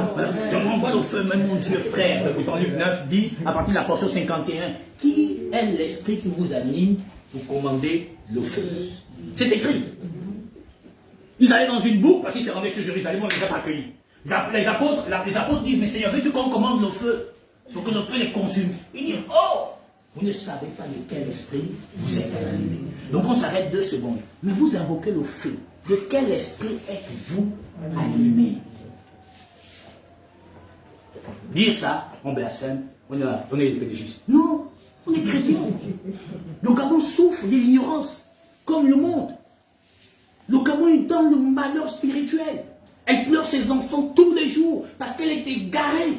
Il faut que l'on ramène le Seigneur. Le cœur de ce peuple doit revenir au Seigneur, à la foi des apôtres, à ce que les apôtres ont révélé au monde entier, en disant que ce qui était dans l'ombre n'était pas exactement ce qui doit être, et que voici ce qui doit être. Voilà l'adoration véritable en Jésus-Christ par le Saint-Esprit. Il dit donc alors les portes du séjour ne pouvoiront point. C'est-à-dire que le frère ne peut pas te tuer mystiquement. Même pour ta mort physique, il faut que l'Éternel ordonne. Tant qu'il n'a pas dit, personne. Frère, il peut même se mettre là, il te tape. Boum, boum, boum. Jésus, il a dit, tu ne mourras pas. Tu ne mourras pas. On peut même t'étirer. S'il a dit, tu ne mourras pas. Tu ne mourras pas. C'est pourquoi moi, justement, il te dit, oh non, si Dieu a dit, c'est fini. Des cris. Ils ne vont pas changer ça. Comment on va s'en sortir comment? Oh. Mais la situation, c'est toi qui l'as engendré, non? Tu t'inquiètes de quoi? C'est ça le problème. C'est-à-dire quand on a un manque de conversion, on s'inquiète. Mais quand tu es dans l'affermissement parfait, ne t'inquiète pas. C'est lui qui permet, lui-même a la solution. Tu vas, tu dis, regarde, tu as permis, tu trouveras la solution. Tu continues ton chemin. Tu ne te prends pas la tête dans quelque chose que tu ne peux même pas maîtriser. Il a dit, si tu ne peux même pas la moindre chose, pourquoi t'inquiéter? C'est-à-dire que je ne peux même pas changer les circonstances de ce que je traverse ou les circonstances de ma vie. Les gens ils m'ont dit, mais frère, tu as une grande foi. Tu penses que là, ta mère ne va pas guérir. Je dis, sœur, mes amis, si Dieu a dit que c'est sa fin, ma prière ne changera rien. Pire, de son vivant, si elle n'a pas cru, je ne peux pas la sauver maintenant. Toutefois, pas moi, mais la parole ne peut pas me sauver. C'est vivant qu'on doit croire. Non, moi, j'ai juste souvent étonné les gens qui veulent bien vivre. Mais vivez bien. Le problème, c'est que la mort ne te dit pas que je viens demain. L'accident aussi ne te dit pas que je viens demain. Je ne pense pas que quelqu'un, quand il sort avec sa voiture le matin, il a pour objectif d'aller tamponner quelqu'un. Mais il sort bien, il est content même. Mais il renverse au moins 4 personnes. Ça veut dire qu'il n'a pas programmé ça. C'est pour dire que nous ne sommes pas maîtres de chaque instant, de chaque centime dans lequel nous posons nos pas. La repentance véritable, c'est-à-dire que la bonté de Dieu nous doit nous pousser à une repentance sincère. Pour dire que, oh Jésus, c'est toi le meilleur des meilleurs. Je suis un menteur. Je mens tellement. Je vis mal. Mais nous, parfois, nous, Jésus, regarde la situation que je vis. Est-ce que tu as examiné ton cœur? Pour voir si tu es dans les dispositions. Il dit que, mais attends, Jésus dit que il aime celui, il châtie celui qu'il aime. Ça veut dire que s'il te châtie, c'est que tu as part à la grâce. Mais nous ne devons même pas être châtiés, frère. Que non, c'est pas Dieu. Pas sans place, non, c'est mais pourquoi tu glorifies quelqu'un qui n'a même pas le pouvoir de décider du nombre d'années que tu dois faire sur la terre? L'ignorance nous a tellement bernés que la tradition nous a fait croire que les sorciers pouvaient nous tuer, il faut nous faire initier. C'est faux. C'était un mensonge pour nous faire entrer dans des choses faux. On a été dans ça, on est sorti bénissons l'Éternel. Mais les ne partons plus là-bas. C'est pas la vérité. C'est faux. La tradition par l'initiation n'a jamais maintenu quelqu'un en vie. C'est faux. Sinon, tous ceux qui sont fait initier ne vont pas mourir. L'autre jour, ma cousine me dit, je vais protéger mes enfants aujourd'hui. Je dis, mais j'espère qu'ils ne vont pas mourir. Je dis, comment ça? Je dis, mais tu les as protégés quand tu ne tues pas, non oui. Ben, tu as entendu qu'il y a quelqu'un qui peut te tuer dans le plan mystique, non oui. Je dis, donc j'espère qu'ils ne vont pas mourir. Et bien qu'il y a un temps et puis ils vont mourir. Non, personne, il n'y a pas un sorcier qui peut manger. Ce n'est pas un problème de sorcier. Le grand sorcier là, de vous fuir là, il s'appelle Jésus. C'est lui qui décide qui vit, qui ne vit pas. Si on peut l'appeler même comme ça pour 2 secondes. Donc c'est lui qui décide. Donc au lieu de fuir un humain, tu devrais craindre l'Éternel qui en est le garant de la vie. Mais nous, on nous fait craindre des humains. On nous fait craindre des créatures tirées de la terre, à qui Dieu a mis un souffle de nez dans leur narine. Et on te dit que cet homme-là qui est tiré de la terre peut décider de ton sort et de ton destin. Tu t'arrêtes 2 secondes. Qui? Toi tiré de la terre? Oui. Oh, tu parles d'un autre homme. Pas moi. Je suis né de la côte. Le Seigneur m'a dit, celui qui vient d'en haut est plus grand que celui qui est dans le monde. Celui qui est en moi est plus grand que celui qui est en toi. Comment peux-tu imaginer dans ta pensée que toi tu peux m'empêcher même de réussir? Tu peux m'empêcher d'engendrer. Tu peux bloquer mes finances. C'est le mensonge. Dieu a dit, c'est moi qui enrichis, c'est moi qui appauvris. Dieu a dit, par exemple, insensé à sa femme, ne recevons-nous de Dieu que le bien, jamais le mal. Nous, on ne veut pas le mal, on dit que le mal, c'est pas bien. Non! Mais comment veux-tu que tu sois éprouvé? Il n'y a pas de l'homme qui ne soit pas éprouvé. Donc le feu doit t'éprouver. Vous voyez? Donc arrêtez, c'est nous-mêmes, nous-mêmes lève là. Non, il m'attaque, oh. La nuit, je te dis que les choses sont, c'est bloqué. Oh mon Dieu. L'autre jour, hier soir, ma petite soeur m'envoie un message. Elle dit que tu as vu, non, ma soeur là, comme ça là, on a bloqué. Je dis, oh, arrête. Tu ne vis même pas la parole.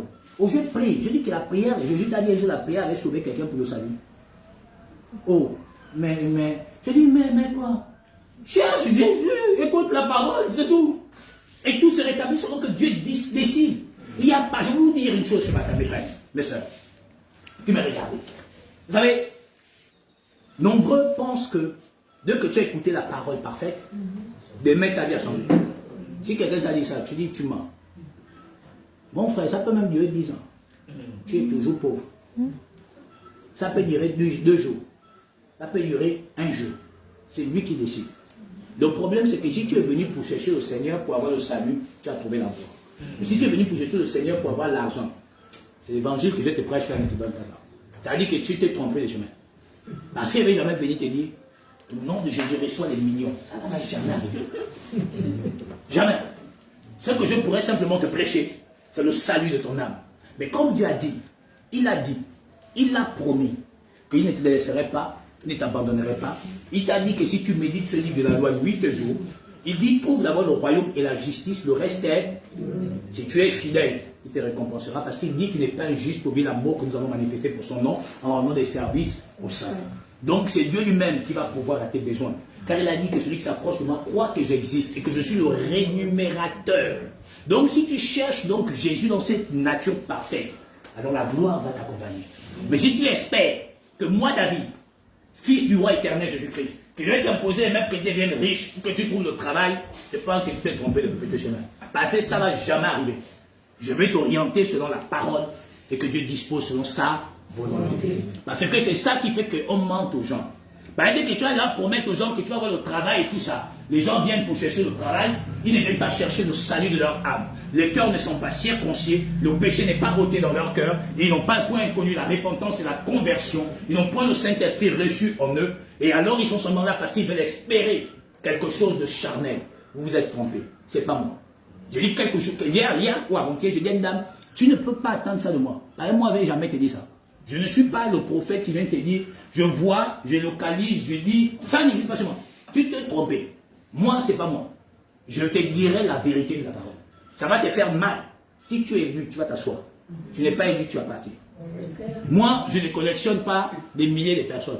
Moi, je cherche 10 oranges de bonne qualité. Quand le roi va venir au renouvellement, si je suis vivant ou endormi, quand il me réveille, je dis, ah, tu m'avais donné une orange, j'ai planté, ça a produit 10. Voilà tes 10. Fin. Mais, si tu cherches, oh non, ça c'est la bonne parole, quand tu écoutes ça, oh ta vie change, c'est faux. Laisse d'abord la parole te convertir. Après, elle te donnera ce qui t'est dû. Ce que tu as droit. Mais ce n'est pas parce que tu vas écouter que demain, quand tu vas même marcher dans les provinces, le roi des rois m'a béni. Ah, ça c'est vrai, la vraie parole. Dans moi, ma vie a changé. Il ne faut pas dire, tu vas écouter, Dieu change. Non, c'est faux. Dieu doit d'abord te transformer à devenir un homme converti, un homme circoncis, un homme affranchi, un homme qui n'a plus la domination des vices charnels en toi, un homme qui est devenu prêt à distiller et droitement et fidèlement la parole de Dieu, un homme qui ne rougit pas de tout ce que Dieu pourra le faire vivre, un homme qui est prêt, apte à porter l'évangile de Jésus-Christ. Alors à cet instant, tout ce que Dieu a prédestiné pour toi te serait donné sans effort. Je dis bien sans effort. Si les païens sortent dans l'ivre vide, tu croises quelqu'un qui te donne de l'argent, ce n'est pas toi qui es enfant de Dieu, que Dieu ne fera pas, que tu croises aussi quelqu'un qui te donne ce qui t'est nécessaire. Dieu est bon et il sait donner des bonnes choses à ses enfants. Dieu ne nous a pas appelés à être des misérables où on va souffrir, on va réfléchir toutes les 10 secondes. Mais il a dit de trouver d'abord le royaume et la justice. Le reste te serait donné. C'est-à-dire, on te donne ça, tu ne fais même pas d'effort. Tu te lèves un matin, ça coule comme ça. Jacob, 20 ans, avec son beau-père, il a changé 10 fois son salaire. 10 ans. Il a changé 10 fois le salaire de Jacob pendant 20 ans, voudrais-je dire. Mais Jacob ne s'est point découragé. Il a cru que Jésus était son rémunérateur et il a rémunéré Jacob. Dans l'ombre là-bas, c'était des animaux cachetés, qui est l'image d'Israël cachetée du sceau du Saint-Esprit. On rentrera dans ces choses quand nous parlerons, où on verra les sceaux du livre d'Apocalypse. Parce qu'on va ouvrir ça un jour. Selon que Dieu nous garde en vie et à bonne santé. Donc, voici la vérité de Dieu. Si tu cherches l'espérance du salut, tu as trouvé la véritable parole. Mais si tu cherches d'autres motifs, excuse-moi, ça, c'est pas moi. Je ne peux pas me laisser suyer parce qu'il doit flatter de moi. Non, je cherche à plaire à Dieu comme nous tous ici présents, pour que nous tous l'envoie un jour le Bucar, comme prêche tous les jours là, qu'on n'a même jamais vu, mais auquel nous croyons de tout notre cœur. Il faut qu'on voie une type là. Ma motivation, c'est il faut que je voie une type là. Donc je dois voir. Il faut que je voie le gars là. Toi, tu as tant fait ça. Je dis, dans la galère, on est en rouge là-bas, on machin. Il faut qu'on voie le gars là. On doit le voir. Il faut qu'on dise, ah oui, donc tu es tout puissant. Et on va le voir. Et ce que je sais, c'est que nous réussirons tous, sur le plan spirituel, comme sur le plan charnel. Soyons simplement des hommes patients. Car dans cette mandarine qu'on appelle le fruit de l'esprit, il y a une tranche qu'on appelle la patience. Et persévérez simplement dans la prière. Et Dieu vous donnera au-delà de ce que vous ne pouvez même pas imaginer. Quand il décidera de vous faire rentrer chacun dans sa saison, même toi-même tu vas te demander où je vais mettre toutes les oranges là. Parce que ce serait en quantité industrielle. Il nous donnera. Sur le plan spirituel, il nous donne. Il augmentera encore en puissance, en connaissance. Et il manifestera les dons de son esprit. Et il manifestera l'amour parfait au milieu de nous. Et il nous donnera au-delà de ce qu'on ne peut même pas penser. Car je sais que chacun ici réussira sur le plan financier comme sur le plan matériel. Attachez-vous au rémunérateur et ça coulera simplement dans votre vie. Amen. On était à vous, frère. Oui, verset 19. Oui, frère. Je te donnerai les clés du royaume. Donc il te donnera, il donne à qui? Donc il dit à Pierre d'abord, premièrement, que sur cette pierre j'ai bâti mon église. Mais l'église est bâtie, frère. Quand une maison est bâtie, il y a une porte, non? Et il faut mettre la porte. Donc ça veut dire quand il y a une maison, il y a une porte, il faut la clé. Il dit, je te donnerai la clé du royaume. Or, la clé du royaume, c'est le Saint-Esprit. Mais si tu n'as pas la clé du royaume, comment tu connais ce qui est dans le royaume? Le frère Joël est là, exemple, là, si. Je ne suis jamais arrivé chez le frère Joël. J'arriverai dans peu. Je ne connais pas la position de la chambre du frère Joël. Mais voici que je suis dans la demande du frère Joël. Je dis, dans ta chambre, là, oui. À côté gauche, tu as comme ça, là, oui. C'est là que tu veux toute ta photo, non? Ça veut dire que j'ai fréquenté la maison de la chambre du frère Joël. Mais si je ne suis jamais rentré dans cette chambre, je ne peux pas donner, décrire comment les détails de sa chambre. Si j'arrive à détonner les détails, c'est que je suis arrivé dans la chambre. Mais alors on se pose deux questions. Tu n'es jamais arrivé dans le royaume des cieux. Mais c'est toi qui vois dans la maison des gens, là où tous les démons là se trouvent, tu connais même les noms des démons. Ça dit que tu connais que le démon s'appelle comme ça, s'appelle comme ça, s'appelle comme ça. Ça veut dire que tu fais partie de la même maison que lui. Amen. Comment tu connais les noms des démons là? Tu n'es jamais rentré dans la maison là. Ça dit même vous-même. Ça dit qu'il n'est jamais rentré dans cette maison. Mais le gars il te cite tous les démons qui demeurent là-bas. Ça veut dire que tu es dans la même maison que lui. Moi, je suis jamais rentré dans la chambre du frère, je voyais le frère Sylvain, le frère Dan, et bien le frère. Moi, jamais. Bon, mais oh, non, dans ta chambre, c'est comme ça, non? Non, ça veut dire que j'appartiens à sa maison. Les apôtres ont dit que dans la maison là-bas, voilà ce qu'il y a. C'est parce qu'ils appartiennent à la maison du royaume éternel. Je suis souvent étonné, on dit que non, Dieu m'a amené en enfer. Ah, Dieu se vient d'une chose par sa parole. Dans quel passage Dieu a amené un serviteur en enfer? Mais j'ai vu ça avec les pasteurs africains. Oh, Dieu m'a transporté comme ça. L'autre jour, là, il y a longtemps, tu connais Chouarak et tout, qu'on l'a rencontré ici au Gabon. Et que donc Dieu l'a transporté là en enfer. Il dit, frère, ça là, c'est pas bon. Il dit, Dieu l'a amené en enfer. Je dis, oh, Dieu l'a. Là, on avait commencé à se poser des questions avec le frère Yves et tout ça. L'affaire là, c'est pas bon. Dieu l'a amené en enfer. La Bible n'a jamais vu quelqu'un que Dieu a amené en enfer. Là, l'affaire qu'il raconte n'est pas claire. Oui, parce que nous, on a raconté Chouarak et tout. Ah oui, il est avec nous à Baraka. On a rencontré. Ah, c'est lui qui nous avait dit, il a dit, machin, oui, mais révèle-nous le mystère, il n'y a pas, on dit que là c'est plus bon. Où est le mystère de la dîme? On est payé plus sur la dîme. Mais où est le mystère? Pourquoi on ne paye plus la dîme? On ne doit plus payer la dîme, oui, mais c'est quoi le mystère caché derrière la dîme? Incapable de révéler la dîme, c'est tout. On a vu l'autre jour, il a fait le footballeur gabonais là. Il avait dit non, avant, on me pédait et tout ça là. Oh mon frère, mais pourquoi? Je l'ai écrit, je dis, mais pourquoi il doit dire ça à la télé, Facebook? J'ai dit non, il a pris Marc 5 et qu'ils ont fait témoigner que non, là tu interprètes la parole. La parole ne s'interprète pas, elle se révèle par elle-même. Dieu est son seul interprète. On ne peut pas interpréter la parole par motif d'intérêt personnel. Soit on fait faire la publicité pour montrer qu'il y a des gens qui sont dans l'homosexualité, qui se sont repentis, soit c'est pour attirer aussi les autres. Ça, c'est plus le Seigneur. Quelque chose s'est fait dans le secret, quelqu'un dit, ah, j'étais comme ça, s'il a touché, le Seigneur l'a touché, gloire soit rendue à lui, on continue notre vie, personne n'est au courant de ça. Mais la fait que tu vas exposer quelqu'un, ça là, c'est pas le Seigneur, il m'a jamais répondu, moi. C'est compliqué. C'est compliqué. Ouais, mais pourtant, c'est ce qu'on voit. Vous savez, quand on dit à quelqu'un ne paye plus la dîme, c'est une épine qui est sous son pied. Il enlève et dit merci Seigneur. Mais ça ne fait pas de toi un chrétien. Ça ne fait pas de toi un chrétien. Parce qu'on a dit ne paye plus la dîme, on a enlevé l'épine. Je dis, oh, mon Dieu, je ne fais plus mal quand je cours. L'épine est partie. Non, ça ne fait pas de toi un chrétien. Le fait qu'on dise ne paye la dîme ne veut pas dire que tu es chrétien. C'est vivre la parole par le Saint-Esprit en toi, par les actes, les actions et la nature que tu reflètes, qui est l'identité parfaite, le reflet de Christ et l'empreinte de sa personne, qui fait de toi un chrétien, par les actes et les actions et le langage véritable. C'est ça qui fait de toi un chrétien. Par le refus total de l'homme pervers qu'on appelle l'homme du péché. Mais tant que tu n'es pas dans cette nature et que tu crois que le fait que tu ne payes plus la dîme, tu es un chrétien, tu te trompes. La dîme est un élément de la parole, mais ce n'est pas la parole totale. Ce n'est qu'une partie, c'est un élément de la parole. Il nous faut donc avaler le rouleau tous les jours, et quand ce rouleau est rentré totalement en nous, et là on a déjà l'espérance d'aller porter l'évangile parfait à gauche et à droite, selon que le Saint-Esprit nous conduit. Dis donc, Dieu te donnerait les clés du royaume des cieux. Oui, sœur. Reviens-nous dans Genèse chapitre 1. On va finir par ici.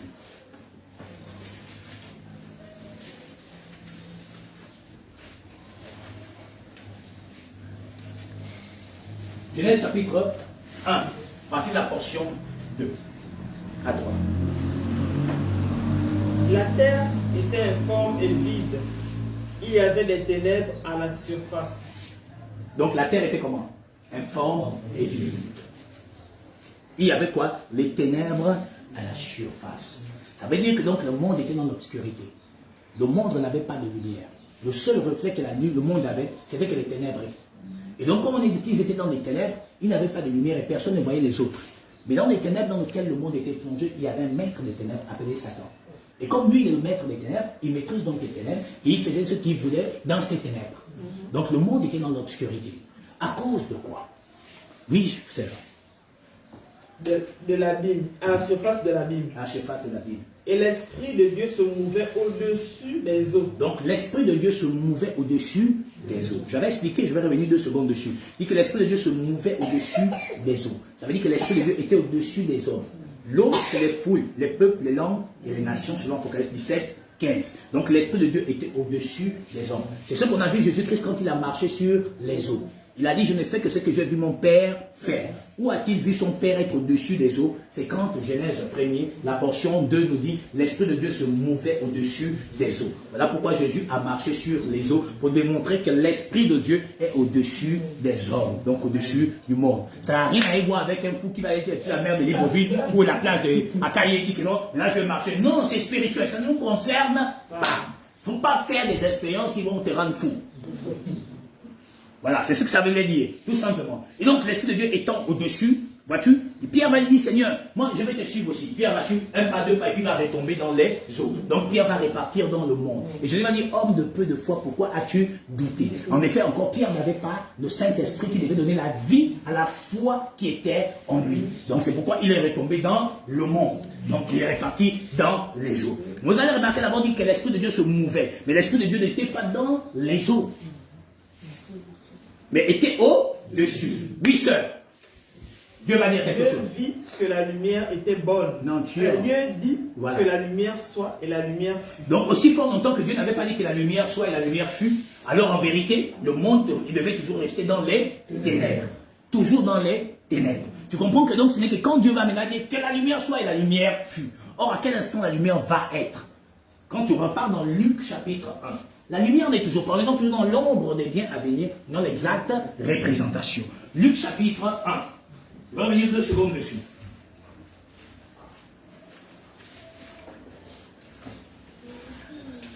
Portion 78.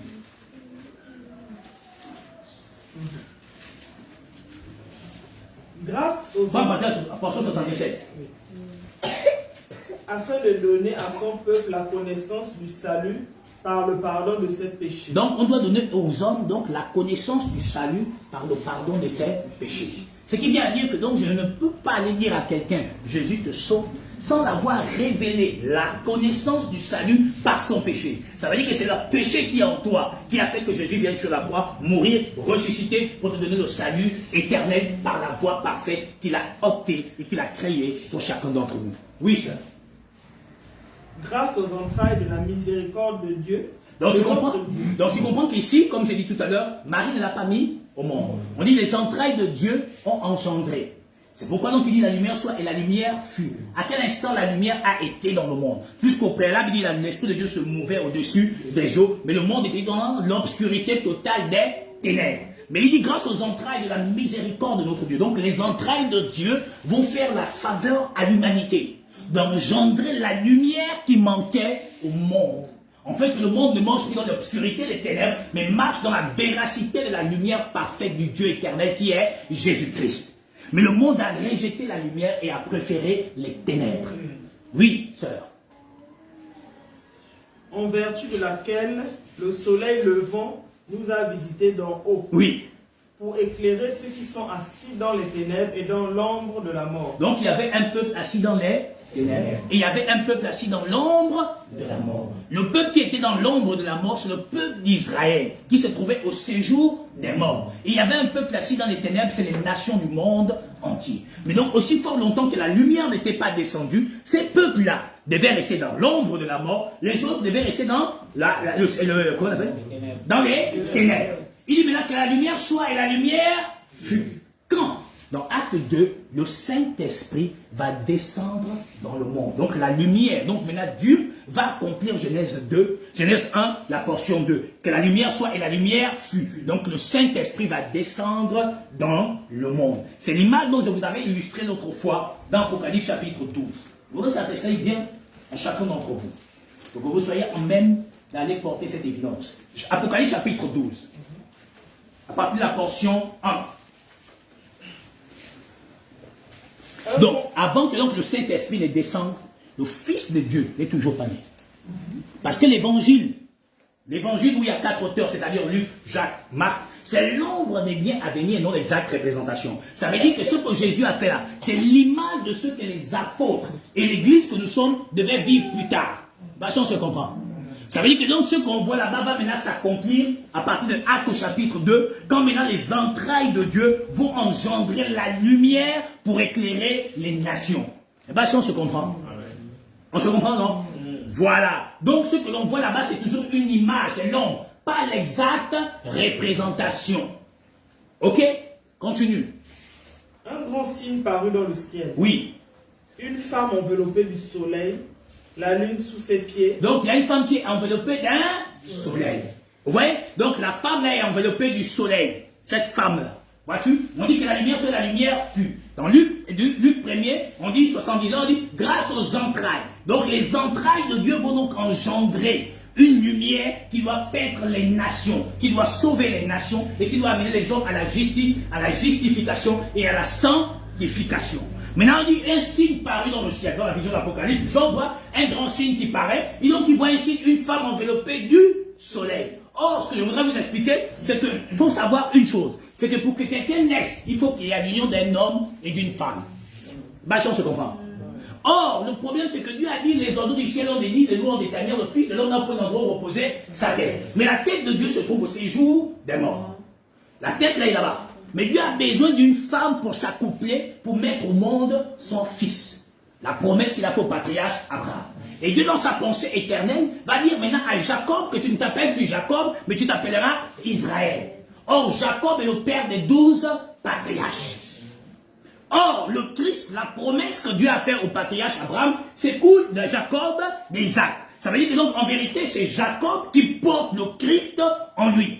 Parce que quand Satan le frappe sur le côté, il croit qu'il va tuer l'agneau de Dieu. Or, en vérité, il va accomplir une promesse éternelle. C'est là où la naissance véritable de l'épouse parfaite va naître. Comme j'avais expliqué l'autre jour, quand le perce de coton dit l'eau et le sang sont sortis. L'eau, c'est la parole, le sang, c'est l'esprit. C'est pour dire qu'à tous ceux qui l'ont reçu, à tous qui croient en son nom, elle donne le pouvoir de devenir enfant de Dieu. C'est l'image où Jésus a transformé de l'eau en vin. L'eau, c'est la parole, le vin, c'est le Saint-Esprit. D'où il dit à Marie, femme, qu'y a-t-il entre toi et moi? Mon heure n'est pas encore arrivée. L'heure où il doit accomplir la prophétie parfaite de l'accomplissement de la parole qui va recevoir le Saint-Esprit pour former qu'une seule chair avec lui. C'est pourquoi quand les gens marchent avec les t-shirts qui ont tagué au-delà, et que Dieu, l'homme ne sait pas ce que Dieu a uni. Dieu n'a jamais uni un humain charnel. Dieu a uni la parole et l'esprit. Puisqu'il dit au commencement était la parole. La parole était avec Dieu et la parole était Dieu. C'est la seule chose qui était unie à Dieu. C'est sa parole. Donc ce que Dieu a uni, c'est la parole et son esprit. Ils sont indissociables, on ne peut les séparer. Bah, si on se comprend. Ok? Voilà ce qui s'est passé. Donc c'est ce que Dieu a uni. Donc Dieu a uni sa parole. C'est pourquoi dans Matthieu 19, il dit que l'homme ne sépare pas ce que Dieu a uni. Dieu n'a uni personne dans un mariage. Donc les bénédictions du ciel est une invention des pasteurs escrocs. Donc Dieu n'a jamais inventé, n'a jamais parlé de ça. Donc il a uni donc sa parole et son esprit parce qu'il a transformé de l'eau en vin. Et quand on a percé le côté, comme du premier Adam, on a tiré de sa côte sa Ève, du second Adam, on devrait tirer de sa côte sa Ève. C'est pourquoi quand on lui perce le côté, pour constater qu'il est mort, là s'accomplit ce que Dieu avait annoncé. Donc la parole, donc l'eau et le sang vont sortir. Et donc nous connaissons tous ce principe parfait. J'avais expliqué l'autre jour ça. Quand une femme va mettre au monde, la première chose qu'elle perd, c'est les os. Après les os, c'est le sang. Après le sang, c'est la vie. C'est pourquoi le Seigneur dit que c'est ces trois choses qui rendent témoignage. Donc quand l'eau est sortie, le sang est sorti, le Saint-Esprit a donné la vie aux eaux qui sont sorties. Quand il est descendu dans Actes chapitre 2, les apôtres étaient maintenant porteurs de la vie. Comme nous aujourd'hui, nous sommes porteurs de la vie. Et c'est à l'instant que la naissance a été faite par l'eau qui est sortie en premier, le sang qui est sorti en second et la vie qui a été transmise. Je ne sais pas si on se comprend. Ok, que Dieu vous bénisse abondamment. Amen. C'est parfait? On avance. Une femme enveloppée du soleil, la lune sous ses pieds. On dit donc qu'une femme est enveloppée d'un soleil. Non, tu as bien un détail, sœur. Une couronne de 12 étoiles sur sa tête. Oui, reviens en haut, sœur. Tu as bien ces détails. C'est important. Une femme enveloppée du soleil, la lune sous ses pieds et une couronne de 12 étoiles sur sa tête. Vous comprenez maintenant que donc la femme qui est enveloppée là, c'est une femme qui a 12 étoiles sur sa tête. La couronne qu'elle a 12 étoiles. Les 12 étoiles symbolisent les 12 pierres que Élie, quand il a reconstitué le terre de l'Éternel, avait positionné sur le fossé qui avait été creusé, auquel on a mis de l'eau à l'intérieur. Or, l'eau qui a été mise à l'intérieur, telle qu'Ézéchiel nous dit là-bas, ce sont quoi? Les ossements desséchés. Parce que l'eau symbolise, comme j'ai dit tout à l'heure, les foules, les peuples, les langues et les nations. Donc, il y avait donc une nation qui était donc au séjour des morts. Celle donc, Luc nous a dit, qui était assise dans l'ombre de la mort, mais qui n'était pas mort, mais qui était dans l'ombre de la mort, qui attendait la venue donc du Shiloh, auquel il a dit que si eux ils se taisent, les pierres là vont crier de joie. La nature nous enseigne, les pierres se trouvent où? Sur la terre. Donc ils étaient donc sous la terre, donc morts, pas spirituellement, mais morts physiquement. Mais ils attendaient donc la venue du Shiloh. Je ne sais pas si on se comprend. Donc cette femme là qui est enveloppée, c'est donc Israël. La femme auquel il dit, je mettrai inimitié entre toi et la femme, entre ta postérité et sa postérité. Cette femme-là, c'est donc Israël. Les 12 patriarches. qui était donc en travail, mais qui était couvert donc de l'agneau, et qui devait mettre au monde qui le Messie. Continue ça. Elle était enceinte, et elle criait, étant au travail dans les douleurs de l'enfantement. Un autre signe parut encore dans le ciel. Donc, ouais, on ne dit pas qu'elle a accouché, mais elle est enceinte. Mais dans les douleurs de l'enfant, t'es mort. C'est la vecteur, c'est-à-dire c'est ce qui s'est passé dans le temps d'autrefois, quand le peuple d'Israël a un esclavage en Égypte, où ils sont oppressés par Pharaon. Donc Israël, sur le plan spirituel, était enceinte.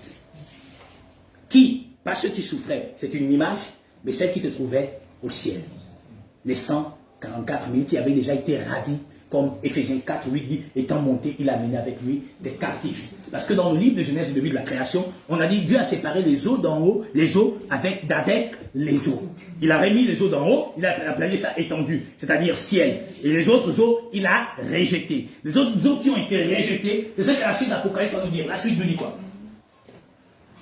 Un autre signe parut encore dans le ciel, et voici c'était un grand dragon rouge. Oui, le dragon rouge, maintenant qui est Satan, oui. Qu'est-ce qu'il fait? Cette tête et 10 cornes, et sur sa tête 7 diadèmes. Ça que entraînait le tiers des étoiles du ciel. Donc c'est ce que Genèse 1, 6 dit. Il sépara les eaux d'en haut avec les eaux d'en bas. Donc Dieu va séparer les eaux. Or, donc il y avait une masse d'eau avec lui. Il va diviser la masse d'eau en deux. Une partie va rester au ciel, qui va être appelée étendue ciel. La seconde, il va la laisser. C'est celle-là que donc la queue du dragon va entraîner sur la terre. C'est tout ce que Israël, c'est-à-dire la partie d'Israël qui est tombée dans l'endurcissement pendant la marche dans le désert. Est-ce qu'on se comprend? C'est pourquoi Dieu dit que donc, en fait, le gars là, le Dieu éternel, quand il va venir lui-même, quand il va prendre la forme, là c'est Dieu lui-même qui est venu, donc quand il va venir dans la forme du Fils, il nous mettra donc des paroles. Et celui qui ne croira pas, c'est là lui-même maudit. Mais il dit que je te mets mes paroles pour créer un nouveau ciel et une nouvelle terre. Mais le ciel créé, c'est donc la Jérusalem céleste. La nouvelle terre, c'est la bonne terre, c'est-à-dire l'Église. C'est pourquoi on dit au commencement Dieu créa les cieux et la terre. La terre, Église, cieux, Israël. Vas-y, on se comprend. On se comprend bien aimé? On se comprend? Donc ça n'a rien de charnel. Ça ne concerne nullement les hommes humains. C'est pourquoi, tant qu'on n'a pas le Saint-Esprit pour nous conduire, on va conduire les hommes dans l'erreur absolue et totale. Parce que Dieu a un langage spirituel pour les choses spirituelles. J'aimerais si on se comprend. Tu vois? Donc, je mets mes paroles pour créer un nouveau ciel et une nouvelle terre. La nouvelle Jérusalem. La nouvelle terre qui symbolise l'Église.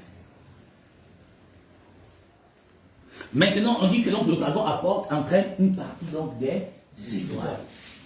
Vous voyez? Et c'est ce que nous sommes en train de vivre. Une partie d'Israël étant tombée dans l'endurcissement, ça a permis que nous, les nations, nous soyons greffés sur l'olivier ou l'olive. Parce que nous, on a hérité de la grâce sans qu'on espérait même avoir la grâce. On ne savait pas qu'un jour, le gars là devait même se souvenir que nous aussi, on existait. Nous, tout, on suivait nos voies. Et puis Dieu a jugé bon de nous révéler sa magnificence et sa gloire.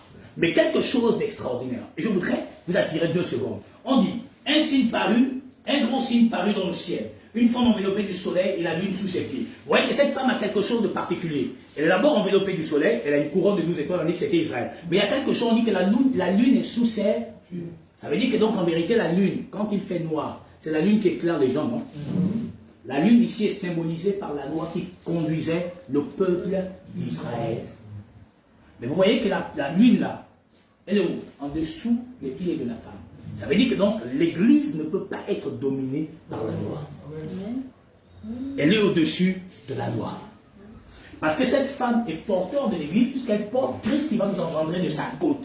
Donc vous voyez que donc l'Église ne peut pas se laisser assujettir par les dogmes, les principes et les histoires qu'on raconte sur la loi. Il faut dire, il faut faire, je sais pas quoi là. Non, l'Église est au-dessus de la loi. Elle est au-dessus de la loi. Donc celui qui cherche la justification par la loi est au-dessus de la grâce.